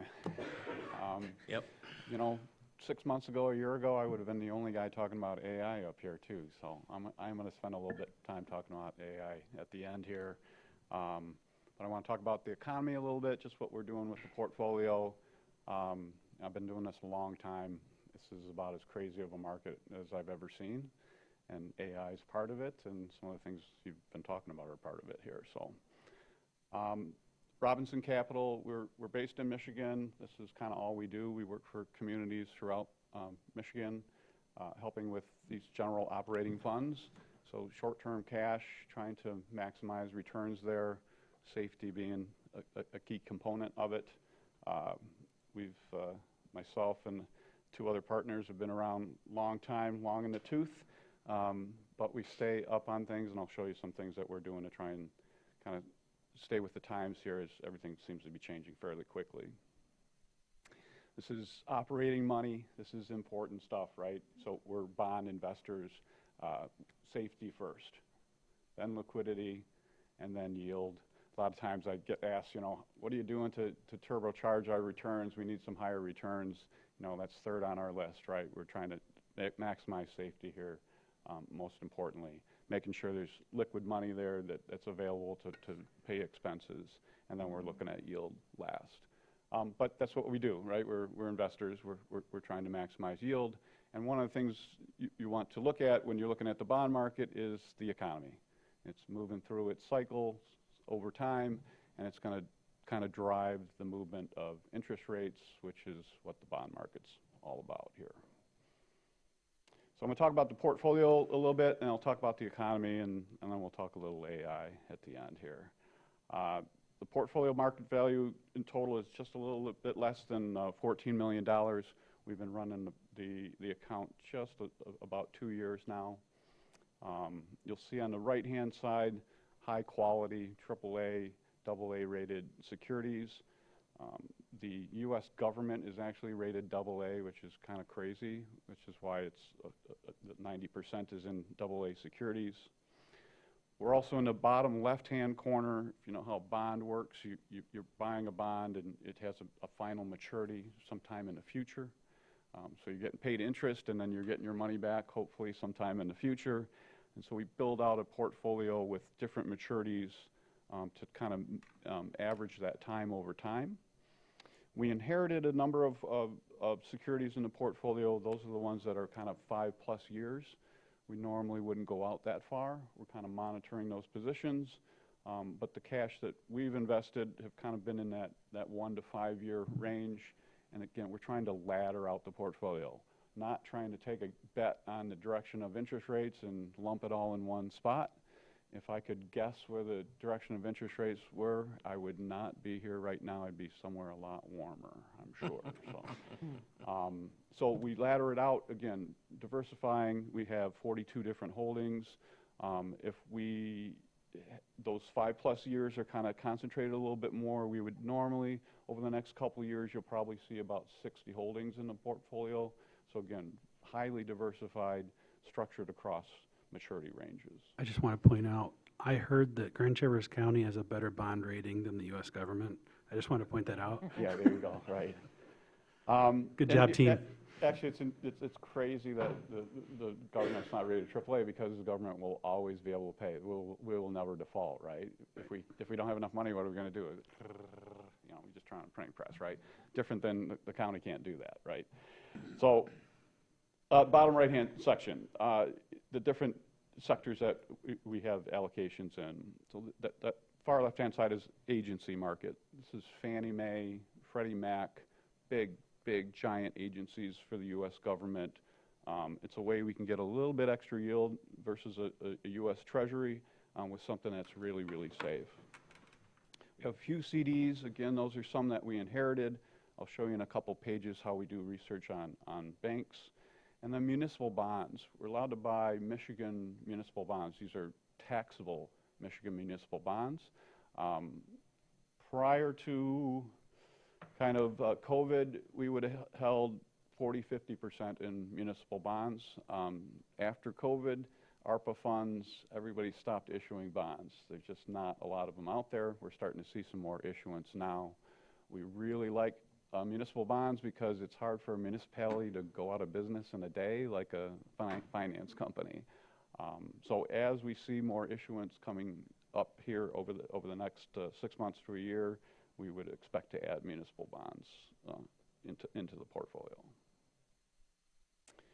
Cash flow, just a quick, we have things coming due. Those orange bars are just maturities that we have coming due.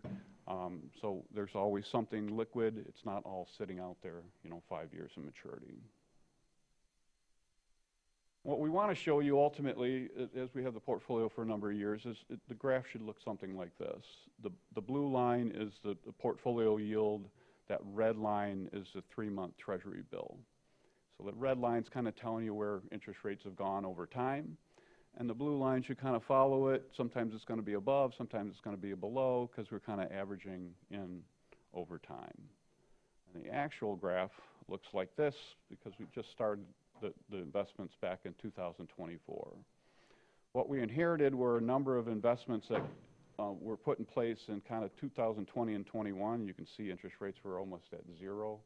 So the inherited portfolio had a lower interest rate. We've been able to add higher yielding securities as we've invested the portfolio over the last couple of years. And you can see now the yield is slightly ahead of that cash rate. If interest rates continue to fall like they're likely to do, that should hold up as well. And it's, combating against cash, right? It's invested, it's locked in. As interest rates come down, your cash position goes right down with it, every single day, whereas we're locking in the portfolio and the yield will come down a lot slower. One thing we're working with the team on, and I obviously they've been struggling with other things here, but trying to get help with cash flow. The whole idea here is to not keep so much money in cash and get it invested out a little bit longer. Over time, that's going to outperform. A 2-year security is going to outperform cash over time. And so we're working hard to try and work on making sure that there's enough liquidity there, that there's not a worry that there's not enough cash. Mentioned research. We do research on all the banks in the entire country on a quarterly basis. We give it away to hundreds of municipalities around the country. It's a real pet peeve of ours. We've been doing this for about 20 years. And I wanted to show this to you. Independent Bank is one of the banks you work with, and the bank's fine, but we just keep adjusting things. So we may be old, but we're not stodgy on the way we approach things. So a couple of years ago, when a number of banks failed, Silicon Valley Bank and a couple of California banks failed, that really made us wake up, and everybody should have woken up at that point in time, particularly when we're talking about AI. So those banks failed not because they were losing money, not because they weren't viable, but because social media got a hold of the comments. A couple of people made some comments about that they were struggling, and all of a sudden everybody pulled their money out of that bank all at once. And then they went to the next bank, and they went to the next bank, and the Federal Reserve kind of had to step in and slow things down, but it showed the vulnerability of the banking institutions. So this is like It's a Wonderful Life, right? They don't have that money. If you go down to your local bank right now and ask for $10,000, they don't have that cash sitting there. They don't even have the cash sitting there, right? So when people come in and asking for $100 million and it's all loaned out, that's going to put a bank out of business. When we talk about AI here in a second, I'll explain why I'm getting a little more concerned about that. So we added on the second page downside adjusted score, looking at reasons why banks would be troubled if everyone came in and started grabbing their money back, and trying to analyze banks in a kind of a newer, more modern way. And not only that, but the last 6 months, we added an AI risk score on top of this as well. So my biggest concern with AI is not that it's going to take everybody's jobs, it's going to take out entire businesses. Because if you have AI on you, and it's on your glasses or it's on you constantly, and it's helping you make decisions, and it's really good at it, and you're going to use it because it's really good at it. Well, one of the things it's going to talk to you about is your finances. So going to say, hey, your bank's only paying you 1%, and they've been doing this for the last bunch of years. You know, I can move you over to Bank of Alabama and pay you 6%. Would you like me to do that? And you say, well, I'm not going to fill out all these forms. I don't want all my checking account. I'll handle that for you. I'll do everything for you. Put your thumbprint here. I think people are going to do that. And I think it's going to come in the next day and say, by the way, I found another bank that's paying 6.5%, a little teaser rate. You want me to move it there? You say, do I need to do anything? No, just move it. And you're going to say, hey, just move it to wherever it's paying the highest rate. I don't care. Manage that for me. It's nice and simple. It's just any bank. I don't care. I have less than $250,000 there. It doesn't matter to me if something happens to that bank. I think everybody's going to start moving this way. And if that happens, banks that are paying 1% today are going to be forced to pay 5 or 6%.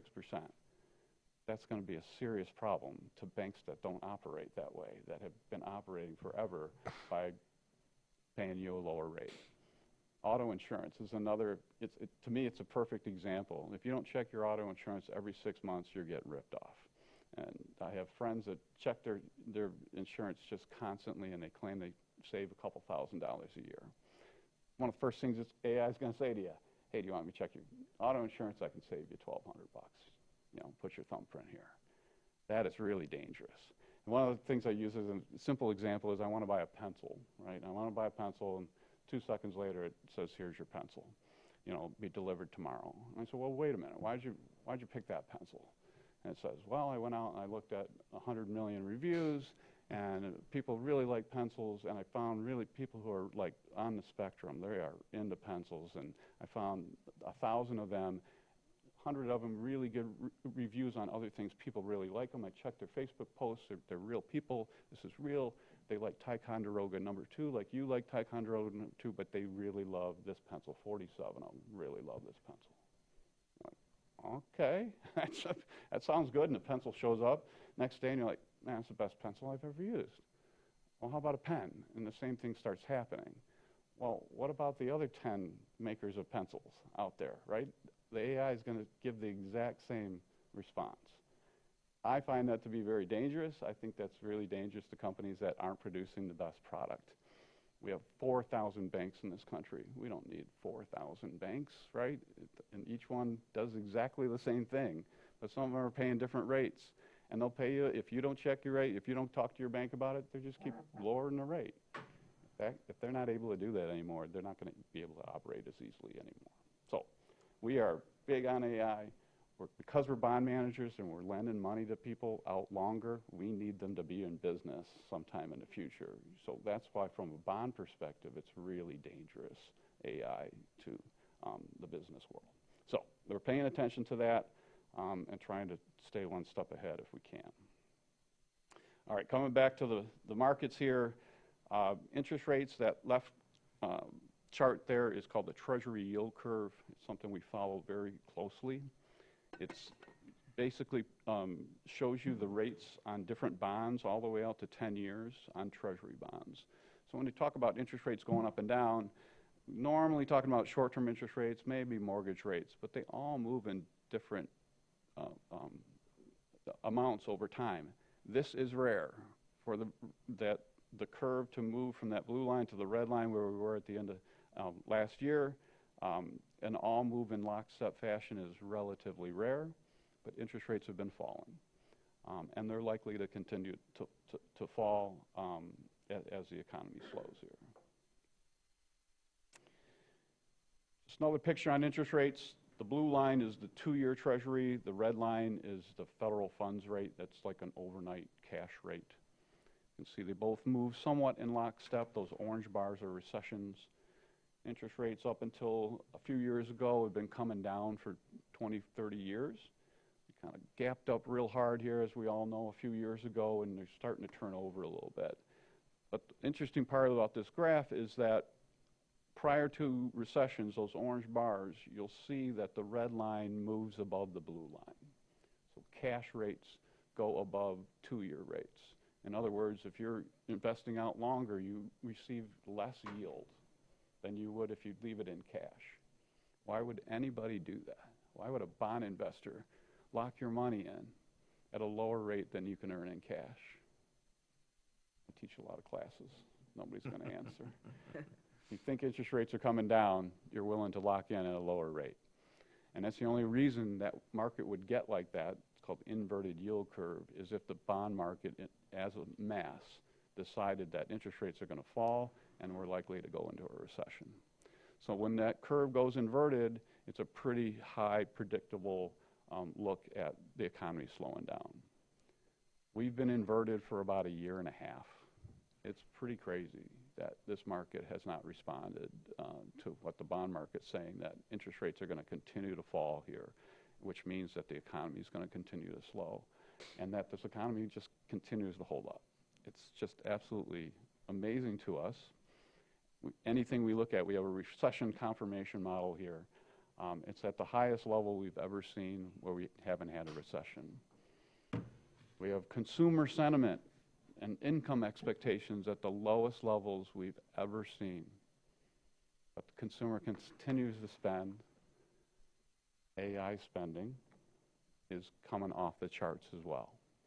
So you have two different things going on. You have consumers that are struggling financially, but they continue to spend. Got to be a little bit of that YOLO stuff left over, right? You only live once, kind of COVID. Everybody's still taking trips, still spending money. We're seeing real evidence that 30 to 39-year-olds, which would normally be saving money and to buy a house, build a family, they're not doing that. They're spending the money, having fun instead. And then AI spending is just absolutely unprecedented. And what's amazing about the AI spending is you had hundreds of billions of dollars sitting on the sidelines. You know, Apple, Google, these companies had just hundreds of billions of dollars sitting in cash, trying to decide what to do with it. Well, they just decided what to do with it, and they're putting it right into the marketplace. And in fact, they spent most of their cash, and now they're starting to issue bonds to spend even more money. So everybody's building the same exact product right next to one another, right, like the railroads, and they're building the exact same thing, and they're trying to be first. And the way to be first is to spend $1 trillion on your infrastructure here. So they're all spending the money at the same time. It's great for the economy in the short term. It kind of feeds through the system to a certain extent, but definitely not sustainable necessarily. All right, I got to talk a little AI here. I actually have a podcast with a treasurer for the city of Rochester. We've been giving talks together for the past couple years. We're actually, half the podcast is about the public space. I've got a lot of people telling us, you know, hey, public space is stodgy, we're going to be the last ones to implement this. I totally disagree. As a taxpayer, I'm going to be walking in at some point in time and saying, you know, I lost my job. How come all these people are still working here? Let's implement some AI here, right? So you're going to get, people are getting used to this, right? Everybody's talking about this today for 6 months. I go out, I do my talks. When I ask, you know, how many people use AI, almost everybody raises their hand. And I say, how many people used AI today? And you get 50% of the people. 6 months, a year ago, it was 10% of that. So it's being assimilated very quickly. It's going to be put on glasses. It's going to be, we're not going to be walking around like this, right? It's going to really be assimilated into your life here, whether you like it or not. And as I mentioned, as a bond investor, we're just nervous about all the different things potentially happen, but at the same time, it's going to be great for answering a lot of the questions that came up earlier today. So we're talking about reconciliation and BS&A and those types of things. That's something that Anthony and I are working on to try and help municipalities with some of these issues. It's a problem for everybody. Bank reconciliation is a massive problem for municipalities throughout the country. It's something that AI is really good at, and work to kind of see if we can help with that process going forward here. It's a moving target. Obviously, it's happening fast, but a couple things that have happened over the past year just to pay attention to. So when ChatGPT first came out, you know, it just blew me away. I couldn't understand how people didn't see how much of an advancement this was. But earlier last year, about a year ago, you started having these deep thinking, deep research programs coming out. So kind of the second level. The first one was chatting to you. Next one, you could ask it a question. I can ask it to do a bank analysis on Independent Bank, act like a professional analyst, and give me a full report. And it would run for 45 minutes and give me, and you could see it thinking and give me this crazy, crazy report, you know, 20 pages. And I'm not going to read that. So I say, hey, I'm not going to read that. Give me a 1 page or a half a page and explain it to me like I'm a third grader. And it comes back and gives me this great report on exactly what I should do. I had a bank here in the state that's having some problems. They didn't like the way we were rating them. They asked me to come in and talk to them about it. So I did, and they were going back and forth, and they said, well, what are you telling people? And I said, well, I'm telling people that you shouldn't just look at our rating. You should go into ChatGPT and say, I'm a treasurer in this community. I own $1 million of a CD in this bank. It's coming due. I'm a little concerned about their ratings. What should I do? And as I'm telling this guy, he's like backing away like, whoa, whoa, whoa, whoa, whoa, whoa, what does it say? I said, I don't know. We look at 4,000 banks. I didn't know what it said. It said you should pull your money out of that bank. That's dangerous, right? And this guy was absolutely shocked. This is 3 months ago. And I said, you didn't look on AI and ask the AI this question about your bank? You're asking me? You're not asking AI? I found that amazing. So as more and more people do this, it's a lot more dangerous, right? And a lot of the things that people are up here, or I'm a talking head up here talking to you about interest rates, go ask AI what you think interest rates are going. It's going to give a lot more thoughtful answer than I would. So I think we're paying attention to this hard. I think it's going to be helpful to some of the processes side and cash flow side, but at the same time, we are staying really, really safe with our investments here because we're really nervous about disruption in general. Thank you. Any questions for Mr. Prost? Wow. Sorry to end it like that for you guys. Caution is always good, sir. It's always good. Well, if there's no more comments, questions, concerns, we're going to take a 10-minute break, everyone. Thank you so much. Are you doing a little test? No. This is just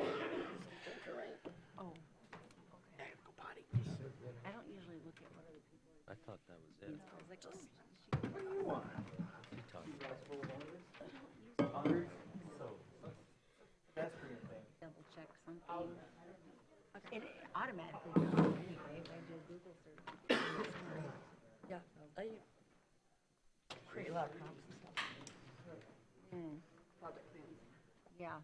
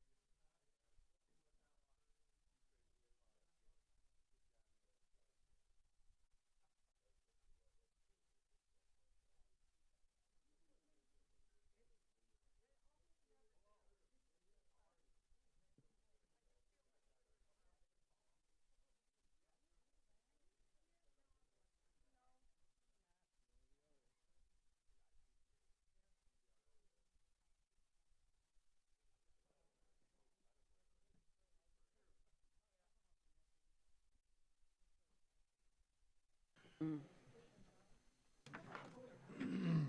are you, Lloyd? Yeah, that was, All right. I thought we were talking about the Center of Excellence. We have a birthday today on the Public board area. here, and you've got I know you have a good song for that. Whose birthday is it? It's Ashley. Ashley's birthday. Ashley's birthday today.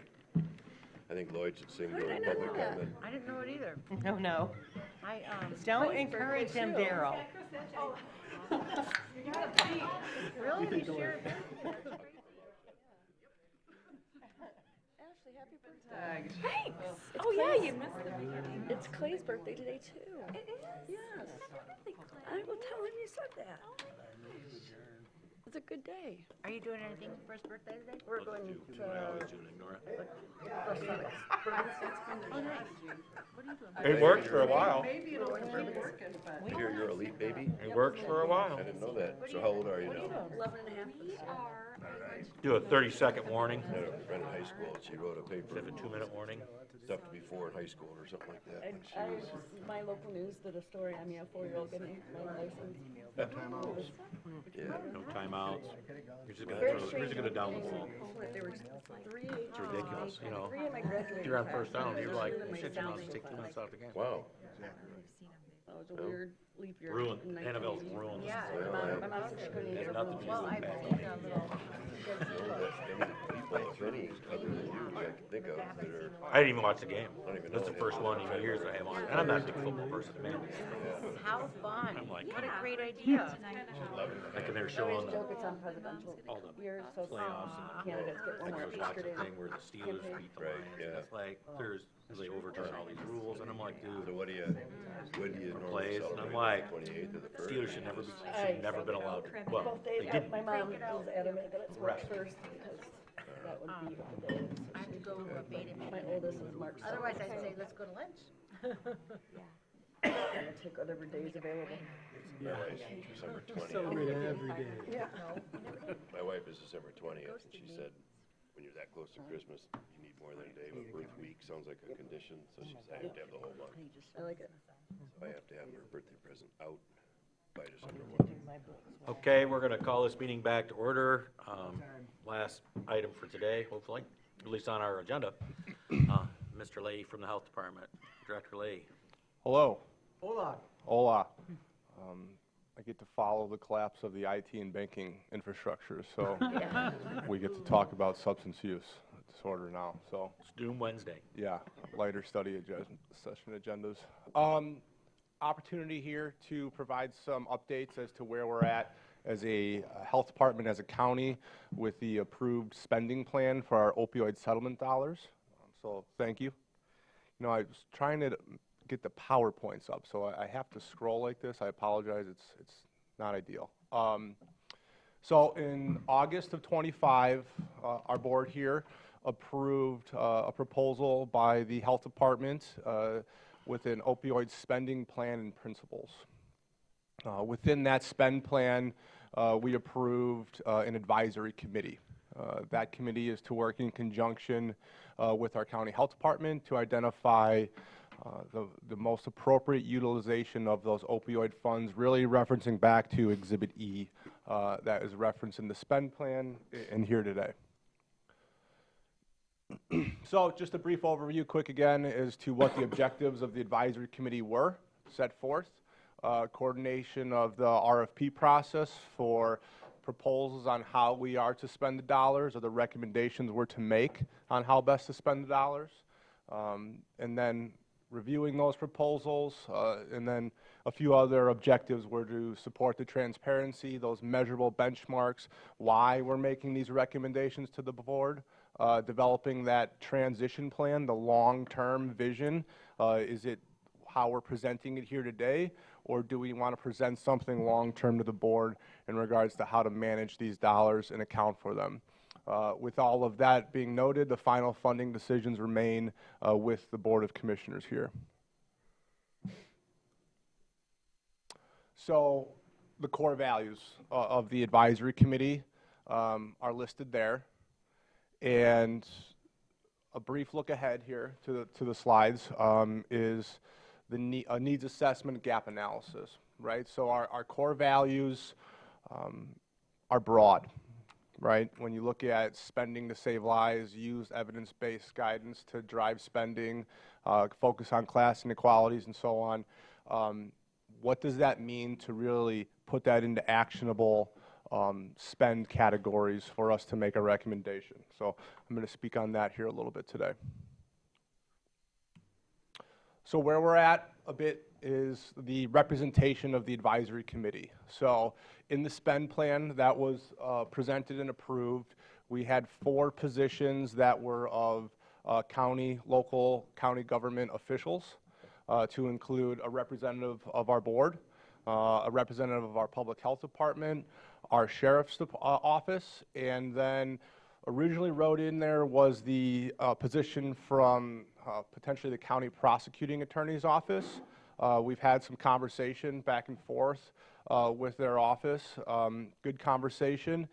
With the request for participations that went out, we got a lot of really good interest from some parallel type positions in the community that are more so focused on diversion efforts and things of that nature. So we may make a little audible there, and then rather than having a prosecuting attorney office representation as that 4th local official, go the route of more of a diversion specialist or something of that nature. So that's why that one is highlighted. That leaves 3 remaining positions that we sought from the community with kind of a general background, all-encompassing. These are kind of the things we were looking for in those applicants when we put out that request for participation. So on January 8th of 26, the department sent out a request for participation to solicit applicants for those 3 community-based seats. We issued that in multiple press releases, as well as on our website, forward-facing, social media, and the deadline was the last Friday by 5 p.m. And they were submitted through our administrative health department office there. When I wrote this, we had 10 responses. Since then, we've had 16. 16 requests made for individuals to sit in one of those 3 seats on this committee. So we've been having conversation all of last week, and we're having continued conversation through tomorrow with some of those applicants. I think we're going to end up talking to about 7 of them. Some were not selected based off maybe not residing or providing services in the county. They were applicable experiences, but we had a lot of great and very qualified applicants that are providing services within Grand Traverse County, so we thought that was important. So where are we at in regards to our next immediate steps? Final committee determinations I anticipate to be made really by the end of business Friday, Friday the 13th. Committee makeup I anticipate being shared with our board in a similar fashion through a study session. And I anticipate the first committee meetings here that first week of March. There's an error there on that slide. But in the meantime, we have set forth and prepared the RFP. I would say about 80% of the way there. Again, not recreating any of the wheels. MAC has a lot of tools in regards to RFPs that have been done by other local health departments or counties already that have been reviewed and fine-tuned. So we took a number of those RFPs. We're really kind of following along to our partners in Washtenaw County, who I've mentioned before are in inning 8 or 9 compared to us in regards to actually pushing some of these funds out into the community. A publication date will be shared with our board here when we have that prepared, as well as the RFP. But I would like for that committee to sit and look at that RFP that we've prepared as a public health department to have input on that as well before we make that public. And just giving credit where credit is due, our medical director has a ton of great experience working for University of Michigan Hospital System and NIH, who has really helped me in the other lane preparing some of that language. So appreciate that. So continuing with next immediate steps. So I would prefer that we not all come together as a committee for that first meeting with no work being done. I would prefer that we present items to them and we can get off to the races here. So in addition to the RFP work that we're preparing, pulling together other resources for us to consider. So going back, our county participated in the opioid epidemic task force.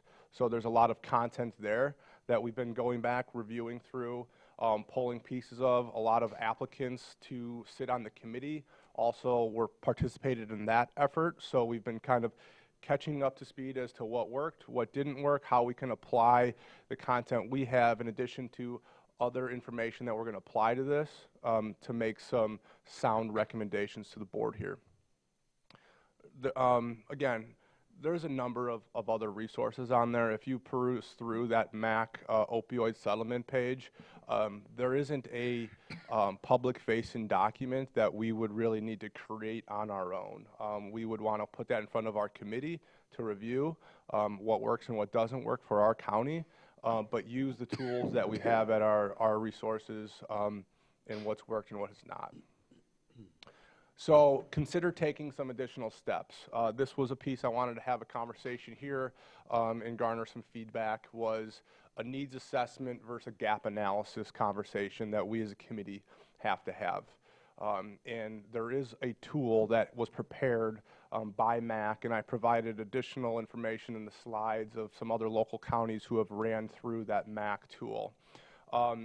Why have we moved in that direction a bit? That is looking at the strategic plan, that work. There was a lot of great information in there that's data-driven, but it's broad, right? And we need to narrow down the scope of what we'd like to see the spending go towards. Are we talking prevention? Are we talking recovery, harm reduction, treatment? Looking at other models, we can make an assessment of the resources that we have in our community, gap analysis per se, and address where some of those needs are that maybe we want to put in the RFP to kind of direct some of those funding requests that come through. As you looked at the strategic plan, it mirrored really our community health needs assessment, right? You talk about housing or transportation, those came to the top, right? You're not going to make a super huge dent in housing and transportation with these funds that we have, right? But identifying gaps in our community around prevention, maybe, right? Are we educating our youth in the community, and how do we define youth? 18 and under or 18 and older, right? Who's providing what services? Maybe they're all being provided, we're just doing it in silos. Or maybe there's a miss there between working as a public health department and our school systems, right? And if you look at that tool, it really addresses all of those, right? It goes through health, where I see Munson contributing to some of this. I see schools there. We'd like to have conversations with our school administrators about what's being done or what misses are there. And then some of our partners in the community, our treatment providers, recovery, harm reduction. So this tool really dives at that, and it's right there for us to complete as the county. So 2 exercises here. I'd like to put the committee through that assessment tool, but I'd also like for our public health department to go through that tool in conjunction with the committee, so that we as the public health department really, the reason why we put this proposal forward is we're here to support this process as the public health department when it comes to substance use disorder. I'd like for our team to serve as a bit of a subject matter expertise, the word is escaping, technical assistance to the committee, who's going to be tasked with making decisions, but may need additional data pulled together to make that sound decision. We have those resources within our department to be able to in-house and do that. Not only will I think it's a benefit to our process here, but I think it's going to be a benefit to our department as a public health department. So who's going to be working through that? We have some directors of maternal and community health. We have an epidemiologist on staff. We have health educators on staff. We have social workers and mental health providers on staff. So we've pulled together a 7-member committee, more so led by our medical director, to kind of mirror this process that's happening in the community that myself has taken lead on as the public health department.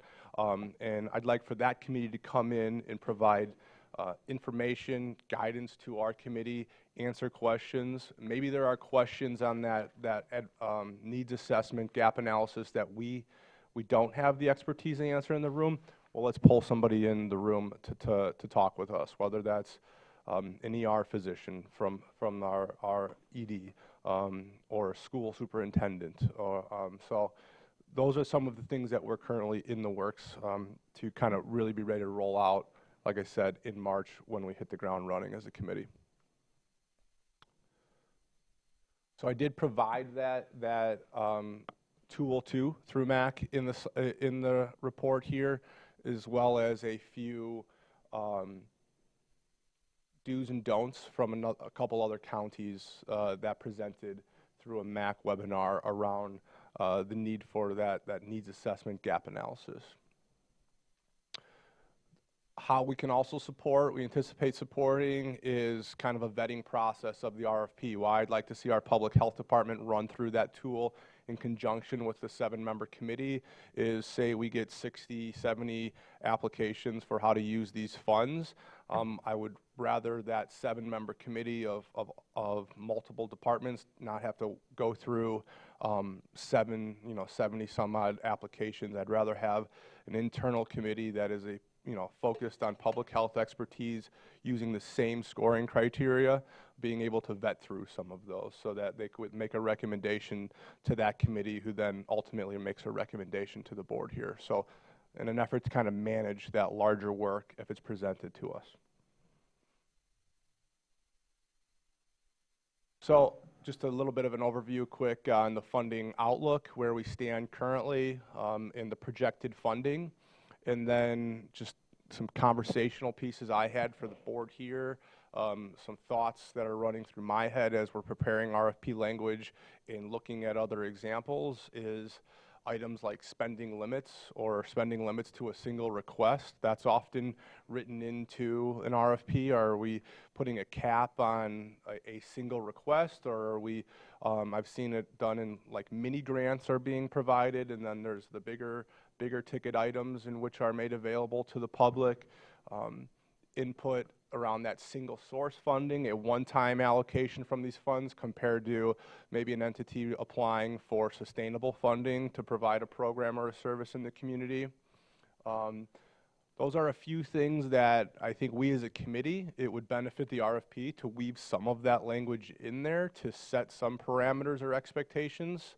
So that was just something to garner some feedback, if available here today in this presentation.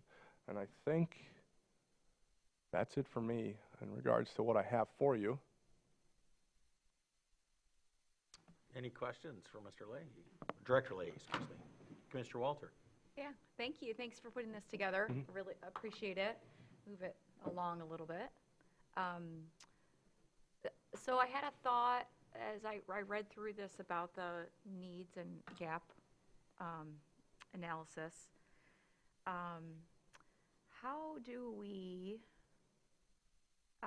balance, like, let's say it comes back and it says, yeah, you don't have a prevention program in the schools, right? You don't have your brain on drugs. Right. Right? That it doesn't exist anymore, for example. How do we balance that and, like, creating a whole new program that doesn't exist, and who's going to do it in the resources that are there for that, versus we have a gap that's being filled already for another program, but they're under-resourced, right? So it's not, so does the gap analysis also consider, for example, a program that exists but is with increased funding, could do so Yeah, much more. so like It's like, is the gap analysis going to address yeah, when all of that, or I how think do you through the balance scoring those needs tool, out? right, it will rate it based off the availability or the access to with resources, right? As I've kind of been doing a listening session for the last couple months around those who sat on the previous committee and key players in the community. That's kind of a theme, right? Either it doesn't exist, here's a gap, or, well, we're doing this over here, right? And maybe the other team on the other side just doesn't even know it, right? I see that with maybe some prevention stuff that happens. I think it's awareness. I think there's a lot of great teams doing a lot of great things, and maybe they just need the support to bring it to that level to then spread it across our entire county population. So I think that analysis will score that. I think we as a committee have to present it to you all as a board within our recommendations adequately regarding how do we want to spend these dollars? Do we want to spend them I'm going to use a cliche public health term here, right? Like upstream or downstream, right?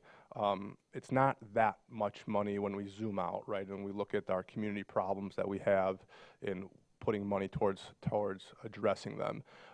So what I'm seeing is that dollar invested upstream, right, that will pay dividends on the back end and towards that investment. So I think we also have to take that into consideration when we're making recommendations to you all and make sure we're just articulating that correctly, right? Like this recommendation is an upstream gap, right? Or this recommendation is to support an ongoing service that maybe is addressing treatment, right?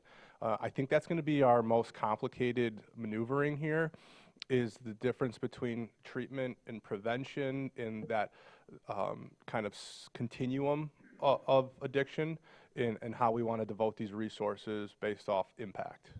So kind of a long answer to your question, but I do think that that scoring tool will rate how well we're doing some of those things in the community. Yeah, I guess to your point about, it's really not that much money, right? It's significant, but it's not going to cover every organization and all of our needs and make everything go away. But one conversation we had with the cannabis group when we came up with like the grant amount for the community organizations, we talked about that, like, do you have a bunch of little amounts and give everybody a little bit, or do you try to have a little bit more, spread it out and have more impact? And I guess I'm leaning more toward that, for administrating these, right? Like the mini grants, I don't know what, I guess mini is a relative term, but I think mini grants are somewhat worthless for everybody, for like the application itself, the amount, and the administration behind it. So I would defer in answer to your question about feedback on that, at least 25,000. Yeah. That's what we landed on with cannabis. It could be more than that for this, but definitely not any less than that. Yep.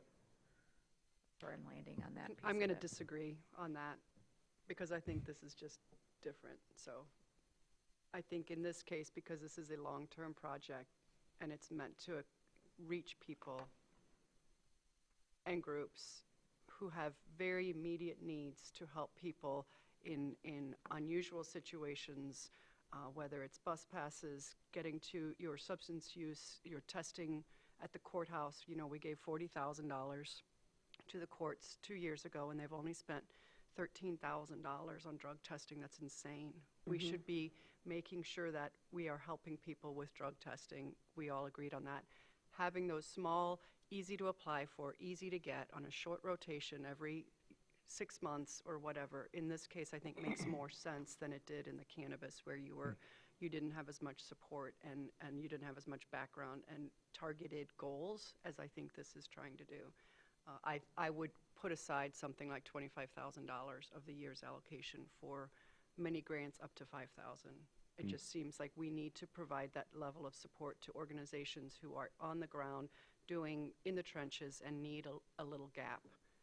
And that's why the many grants exist, even in Washtenaw. Washtenaw is 10 times bigger than us, and they're doing that as well, to my understanding. But that's the committee's job to decide, I guess. It is, but he asked us for input, so. And I appreciate it. Commissioner Henschel, please. Are we doing anything to track how much we're spending to give away money? Not yet. I guess I'd look for my IT to cut the sound to my finance director back at the department's mic right now. Yes, we need to account for that. You're right, and we will. We have a plan to do that. But I did put the proposal forward for our public health department to step in and take part in this, if not the lead, because I felt the subject really is core public health. So I may be putting a little bit of faith into the process here, that we're aligning ourselves correctly in Grand Traverse County and the pieces will come together. So I appreciate the question, and Stephanie must have sent you an email to ask me that question, and it being addressed. No, I know the majority of this board has taken this direction, and I appreciate you grabbing the leadership and making the best of it you possibly can. And that's the kind of person you are, and I appreciate that about you. Personally, I have a little different perspective. Like, there was a time when the opioid settlement is based on a time when pharmaceutical companies were doing injury to our communities, and it cost us in terms of police and courts and health departments, and the settlement is to reimburse us. Now, during that time, we took money out of mom's wallet to pay that. That's called a pension fund. Right? Yep. That's what we did. And now the money got reimbursed. And instead of putting it back in mom's wallet, we're taking more money out of mom's wallet to give that money away that really should have been put back where it came from to begin with. That's just a little different perspective of what this whole situation is. Yes. And I feel like we're generating new social programs to give away this money that was already supposed to be somewhere. And instead, we bonded the pension. We got a loan to pay mom's wallet back. So, to me, this money should go back in the pension fund, and if the pension's fully funded, it should go to pay off the bonds that we borrowed to make mom's wallet whole. But that's a different perspective. But thank you for being fiscally conservative and paying attention to the costs involved with giving away Absolutely. The dollars. Thanks. Just reflection upon that, and I do share that sentiment, and I lose that argument all the time. Statutorily, we can't do that with the opioid money. The settlement funds? Correct. There's They have to go for prevention, they have to go for programs. Oh, that was part of the settlement, not a statute, but the settlement agreement? Yes. Okay. Yeah. So, any more questions for Director Lake? Any more comments? Who's going to do the Recovery Ready Community Assessment scorecard? Is it just the 7 people on the? So that, as I said, would be the 7-member committee. So preparing our public health department team to assist that 7-member committee to put that scorecard together and walk through that exercise. And based off the applicants that we've had, I feel that we're well on our way to being properly equipped to be able to complete that. And I think that's also a tool that we as a public health department, opioids aside, opioid funding aside, is a good tool for us as a team of health educators and mental health providers in the programs we offer, to have that knowledge as well as to what's happening and not happening in our community and where can we step in. So no, I think a few other counties asked, like MSU, to come in and kind of do some things. I don't think we have that need here in the county. I think enough framework has been put together, and we have enough of the resources internally within our community to be able to put that information together. So we're using this scorecard that's right here before me. Got it. Thank you.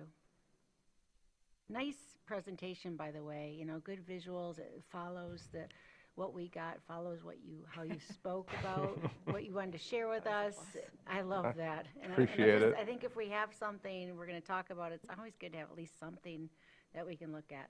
So Try not to provide thanks. too much, but Yeah. the right It was information, really so well done. Thank appreciate you. it. Thank you. Thank you. Good job, Mike. You get an attaboy. Thank you. All right, we're gonna move to second public comment. The rules are the same. Does anybody like to go to the podium to speak? Just line right up as soon as Director Leahy collects his gear. And I will use the microphone. I understand. Who are you? Oh, I'm sorry. I'm me. I'm Penny's husband. No. Lloyd Morris, Long Lake Township. I understand that it's Commissioner Walter's birthday, so in honor of that. Thank you. Thank you for your comment, sir. You've been talking to my wife, haven't you? Okay, in honor of your birthday, this is your birthday song. It isn't very long. Hey. Thank you, boy. We can't react to public comment, or I would. You can. That's going to be a tough Right? one to follow.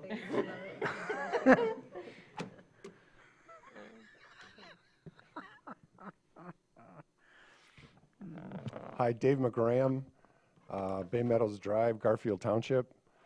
And I just wanted to commend Director Leahy for the work that he's done and continues to do. I just want to continue to stress an urgency to keep this moving forward. And Mike, I hope we don't see some paralysis by analysis. Because the task force had prioritized what they thought were the most needful areas. We sent out a community survey to community leaders to validate that. And I think there's always a need for more good information, but I just want you to keep that work in mind. And in a simple manner, it all often comes down to housing and transportation. And right now, as Commissioner Andrews mentioned, we need funds for little things. We have people that can't get a ride to treatment facilities. We have people coming back from treatment facilities that have no place to go. So housing and transportation around northern Michigan are really key issues. And I don't want you to forget that the #1 priority coming out of that strategic plan was to expand the quick response team countywide. It's really a case management, coordination of care group that's doing great work. And I just want to leave you with those 3 simple things. It's the quick response team, it's transportation, it's housing, and it's prevention. So I hope we can move forward sooner rather than later to keep this work moving forward. And again, thank you, Mike, for your work. And thank you, commissioners. Thank you. I get my glasses here so I could read some of my stuff. I'm Jerry Morris, East Bay Township. I wanted to make one comment about what Mike said. He said this money can't make an impact in housing, and that's entirely wrong. I hate to say that. I think both the task force is well, I hope this one doesn't, looked at housing as being houses for people who have substance use disorders in recovery. I run 2 recovery houses. Project Unity for Life runs 2 recovery houses. We house 14 people, 8 in one house and 6 in the other. I think that housing has to be looked at as not building a house, but supporting housing for people with substance use disorder. I wanted to comment, I didn't have this originally, but Commissioner Andrews, you mentioned about the money that you gave to the district court. One of our housing people the other night at our house meeting, I asked them, they have a alcohol thing on their leg. And I said, you know, who's paying for that? He says, well, I do. How much is it? $160 a week. How do you expect somebody holding down a job to pay $160 a week for this thing on their leg? Shouldn't some of that money be used for that? Now I'll go back to my original concerns. I thought Mr. Henschel was getting at this. We spent so far $80,000 out of the opioid settlement funds for a facilitator for the task force that gave you a report. How many years ago? I was here concerned about that then. I'm more concerned now. you've created another committee. And I think back to, I was president of the school board here in Traverse City when Jim Pavelka was superintendent, and him and I were talking one time about a concern, and he said, well, I said, maybe we should send it to committee. And Jim looked at me, he says, that's where you send things to die, Jerry.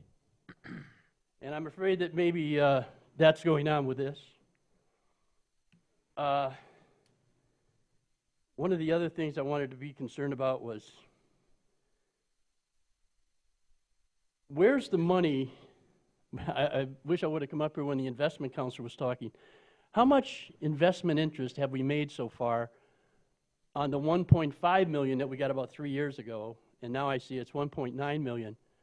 What's the investment interest that we had on that? Because over a 3-year period of time, I would hope that it would be in the 6 to 10% range, which would be $250,000 to $500,000 more dollars in that account. So I'm hoping that we have upwards of $2.2, $2.3 million now with investment interest. And I would hope that this committee, I'm sorry, these commissioners would ask at some point in time, what's the investment income that we're making on the money that we got from the opioid settlement fund? So thank you, my time's up. I had a few more other things that I wanted to discuss with you, but let's move forward on this. Please, I mean, people are in need out there. And going back to what Mr. Henschel said, you know, health departments and things like that and doctors and hospitals created this problem. That's what the settlement fund was for. It was for the people that they made substance use disorders for. So that's part of what that settlement is concerned about. So thank you for your time. I'll know when I get home. Thank you. Thank you very much. Is there any more folks that like to have public comment? Going once, going twice, third time's a charm. If there is nothing further, we are adjourned. Thank you very much, everyone. I'm not going anywhere. I got to pack up all this.